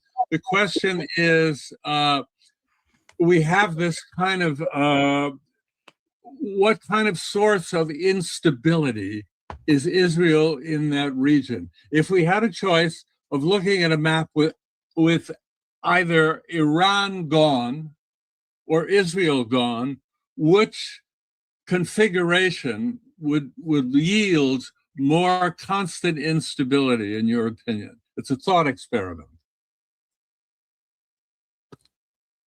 Should I jump in? So, sidestepping the thought experiment, I think the thing that I would say is that there are two things that have happened in recent years with respect to the U.S. relationship with Israel when we think about just like this geostrategic presence in the Middle East. So the first is really a conflation of the types of tactics that you see from the U.S. and from Israel that were at one time really understood as quite different. So, and we can see this across like 4 different dimensions. The first is that if we're looking at American foreign policy, especially, post the war in Vietnam, there was a set of prohibitions that were essentially implemented about how the US is supposed to behave. So one, for instance, was, well, there's a commitment to avoiding things like political assassination. So now increasingly we see a conflation where the US, especially through its drone strikes and its practices post 9/11, but then in the context of Israel's own behavior post October 7th and the way that US has responded in the context of the war on Iran, where there's the growing use of assassination, something that is fundamentally illegal in international law, is just a tool of foreign policy. The second element is a growing disregard for the classic divide between civilian and combatant, and the idea that actually civilians and civilian infrastructure are not supposed to be sources of military attack. But now, precisely because of the logic that Asla highlighted about dual use that is increasingly prevalent both in the US and in the Israeli context, like there's a basic rejection of that concept.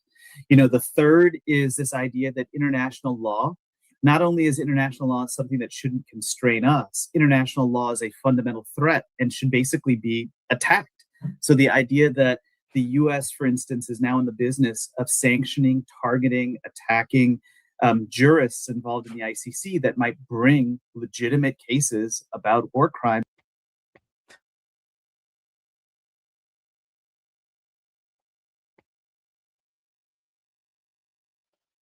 Bot's tweet is so fucking funny. I just had to give us all a break here for a moment. Can we just take a break real quick? Bot's tweet was so fucking funny. I just had to show it to you guys.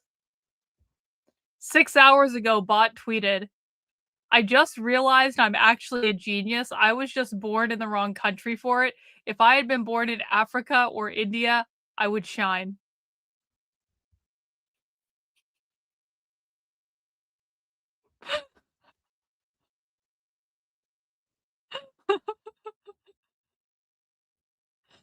Isn't that true for pretty much everyone here?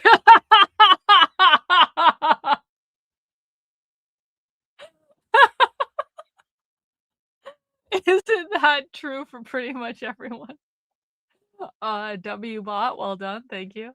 Against folks in Israel. I mean, this is a way in which international law itself is now treated as a kind of like ideological enemy and opponent that has to be taken apart. And then the last point, and this connects to your thought about like the lack of formal borders, which is the growing willingness in the US. The US has its own deep reservoirs for why there's the focus on ethno-nationalism, but the growing willingness essentially to treat the region as just a region not of plurality and equality, but instead one marked by ethno-religious and ethno-racial enclaves, where every part of the region has to be transformed into these highly segregated ethno-states. And we see this with the kind of policy that Israel's pursued, not just in the context of Gaza, West Bank, but also when it comes to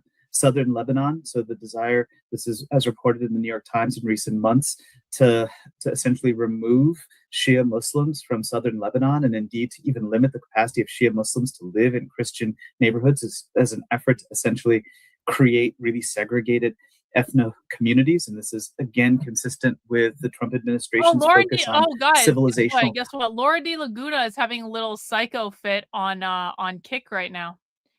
Lauren, I mean, this is actually really good that you're having a little psycho hissy fit on my Kick right now, because what I'm gonna do is come over to the dashboard and I'm going to ban you, so you can't do that anymore.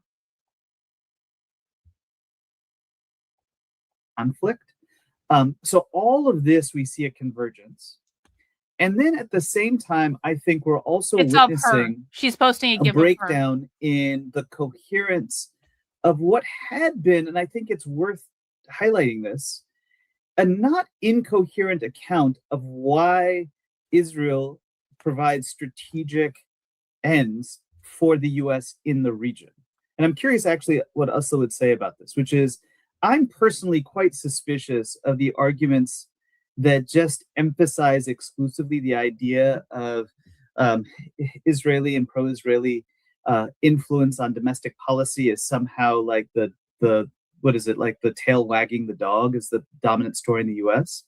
That if the US for decades has been committed to an extractive relationship with resources in the region, as well as a whole range of policies, one of the things that's notable about that is that these are not policies that are necessarily consistent with what most people in most of the region in fact wants.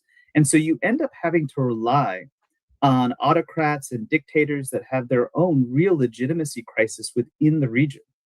But the thing that Israel sort of distinctively was able to serve is a commitment basically to backing these objectives within the region. And so fitting within the US's regional concerns, even if those concerns have a real kind of instability with respect to populations on the ground. Now, my own view is that that approach never actually consistent either with the self-determination of the region or the US's own long-term strategic interests, but there's a kind of coherence to why you might want, military dominance for Israel in the region, especially in a setting in which it's not clear that the US's interests so understood are consistent with the interests of underlying populations. I think one of the things that the last couple of years in the Iran war seems to highlight is that at some point, the commitment to Israel's military hegemony and dominance is really actually producing pretty profound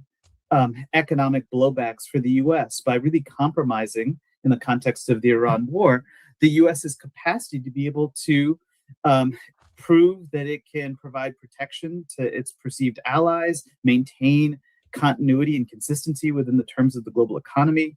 And all of this is in a way ripping apart what had been a logic that cemented US-Israeli strategic alliance for both of the parties. And that's something that, one's going to have to see going forward. Yeah, I agree with everything that Aziz said, and I would just add the point I made at the end about the ways in which the Trump administration, and it both is like the culmination of a particular logic of use of coercion in an unconstrained manner, that itself has now had a kind of boomerang where it's become an accelerant of its own decline. There are reasons to think that the license that the US has given to Israel is having a somewhat similar effect, insofar as Israel, of course, is unconstrained. It's not all of the points of convergence that Aziz named are right. And there's one more important point of convergence, which is the US now seems to have also adopted an annexationist posture towards the territory of its neighbors, and indeed territory further abroad. So just as Israel is using its ever-shifting yellow lines in Lebanon and Gaza to seize more and more land, and at the same time consolidate its control over Israel seizing territory, while simultaneously seeking to annex the West Bank and again push population out of off the land to the extent maximum possible. You also see the United States issuing threats against Canada, against Greenland, against Venezuela, placing, the map. The same reason the reason that the left hates Israel is the same reason they hate the United States. They believe Israel and the United States are no different from one another.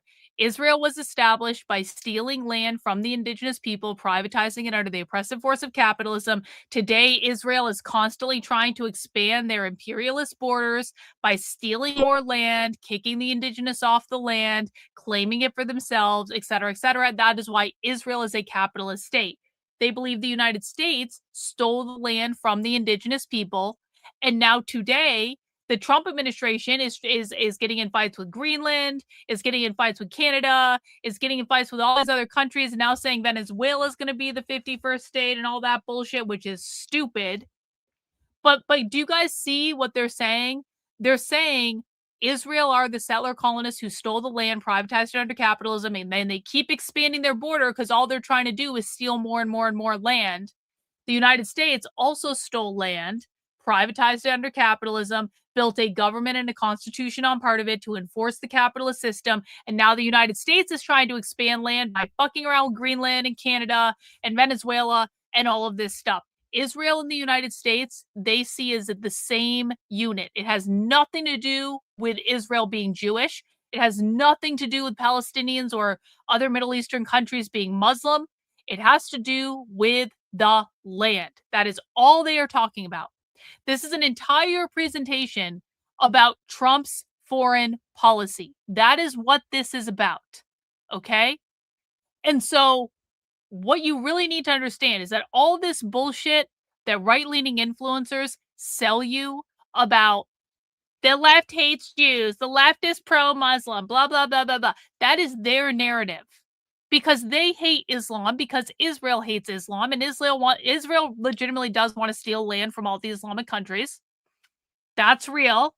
So they have convinced the Zionist conservative right that Muslims are their problem for anything. So it makes it easier for America to send people to die in the Middle East on behalf of Israel, because Israel has convinced Zionist conservative retards to hate fucking Muslims. And has convinced them that the left is anti-Semitic or whatever, but the left is not anti-Semitic. They don't give a flying fuck about Jews. They don't give a flying fuck about Muslims. You're hearing them in this presentation talk about what they care about, which is the land. It is the land, the private property, the bourgeois property. That is the issue here. These are vintage Christian Dior sunglasses with a custom lens by Vintage Frames, obviously. And, you know, on the map, the U.S. flag on various different territories, claiming them as the 51st state or 52nd state or wherever we've gotten to now on annexationism. But in both cases, these are expressions of a kind of, you know, license run amok, if you want, that itself is engendering a level of cost and instability that may end up being the principal constraint on further action. That is to say, the kinds of destabilizing, coercive practices that the United States and Israel are engaging in, both in the Middle East and globally, may ultimately be their own undoing and may ultimately produce a real constraint, a material constraint in the world on the accomplishment of their objectives in a way that the more kind of consistent over the last however many decades, but you know, consistent drumbeat in the same direction, but within some margin of constraint, had a sustaining influence, had been a sustaining logic. Now it has become unsustainable, in part because the mask is off, as we've titled our panel today. And so really, you know, there are contradictions now in, for example, the relationship between US policy and what capital needs. And the same is true within Israel. Its own economy. There are now contradictions between the imperialist foreign policy and what capital demands of it. So now we're being explicit that this is all about capitalism. Influence had been a sustaining logic. Now it has become unsustainable, in part because the mask is off, as we've titled our panel today. And so really, you know, there are contradictions now in, for example, the relationship between US policy and what capital needs. And the same is true within Israel. Its own economy cannot sustain this level of permanent war, even if its government requires it. And of course, capital is not one thing either. There are defense industries, there are arms sales. I mean, there are many different dimensions to how these economies are integrated with one another and fundamentally driven by a war machine and a consumption machine that is producing some of this instability. But nonetheless, neither economy looks likely to be able to sustain their own government's appetite for using coercion to achieve ends. And moreover, what we're seeing for the United States, and I think equally, if more subtly for Israel, is that the US is choosing to expend resources through coercion to achieve things that were otherwise readily available through diplomacy and negotiation.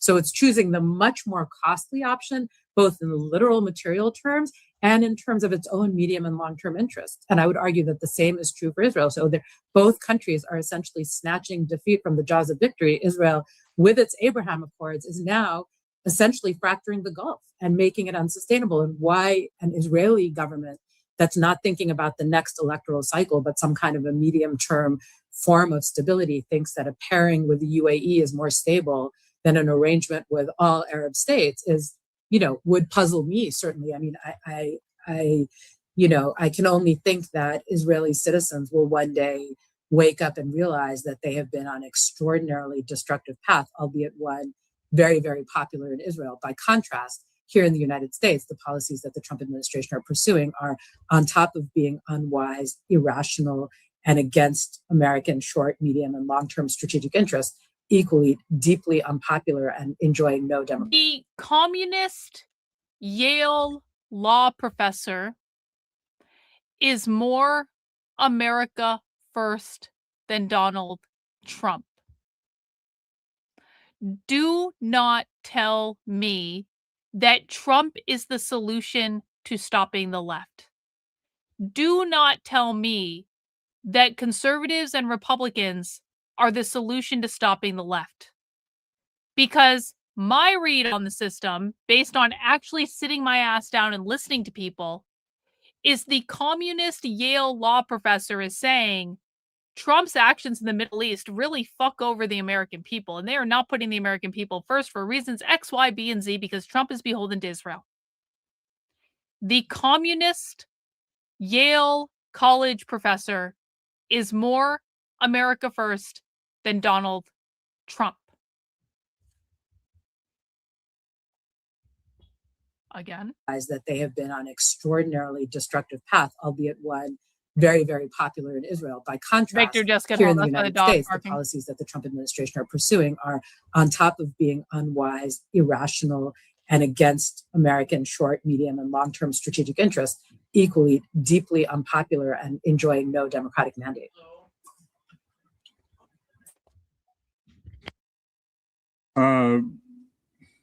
I can't. Can you hear me? Yes, Philip? Yes. Yeah. One could argue that Israel has been on a destructive path since 1948 when it tried to achieve a solution of the problem in the Middle East with over the head of the Palestinians. And until stealing the land. They are brought into the process as kind of equal partners, it will always be unstable. But I do like your vision of for the Israeli frontiersmen and the U.S. frontiersmen, the world as a kind of Wild West where we need a new Turner thesis to kind of explain what's happening, though it may turn out that the Wild West is most attractive in terms of its effective dimension rather than in what practically it provides for the frontiersmen as they move out into these other areas. We could talk about this forever with both of you. There are so many things that you say that I jotted down that I would like to, but I think we've arrived at the end of our time here today. And I don't know, maybe at some point this conversation will be resumed, but continued. Asla, enjoy the graduation. All right. Well, I guess that's it. Listen, I know it was a little bit more of a wonky day, but I do think it is important that we listen to talks like this. We don't do it often.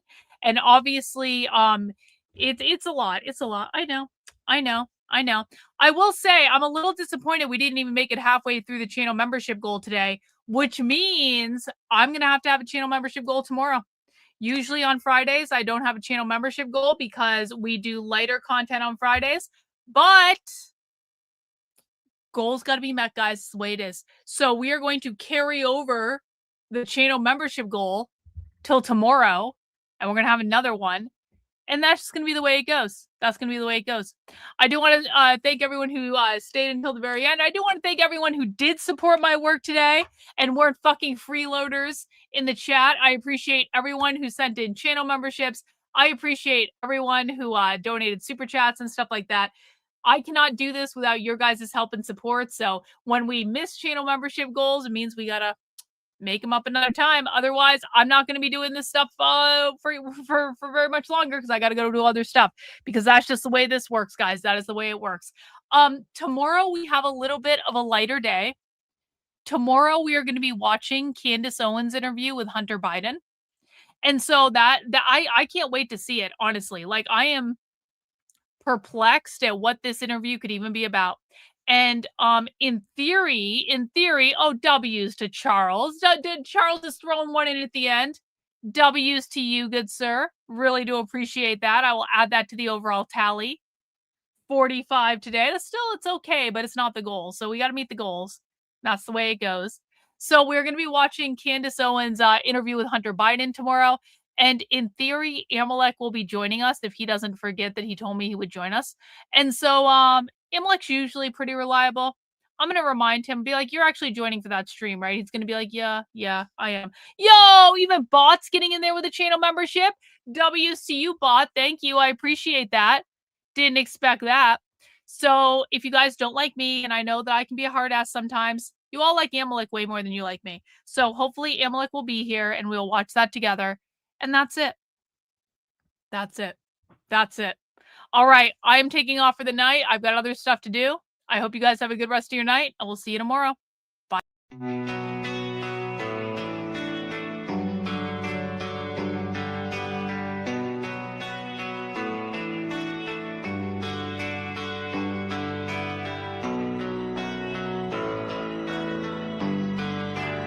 How are you feeling? How long have you been here? 3 months, May 17th. And what brought you here? That's difficult to answer.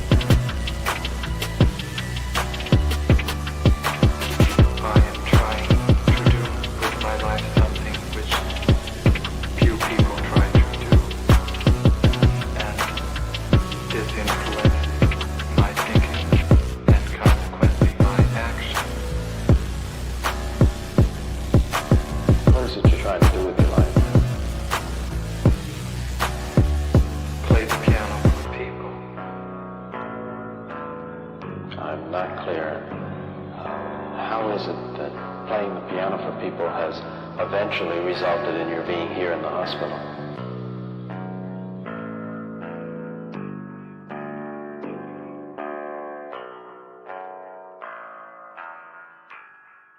That's difficult to answer.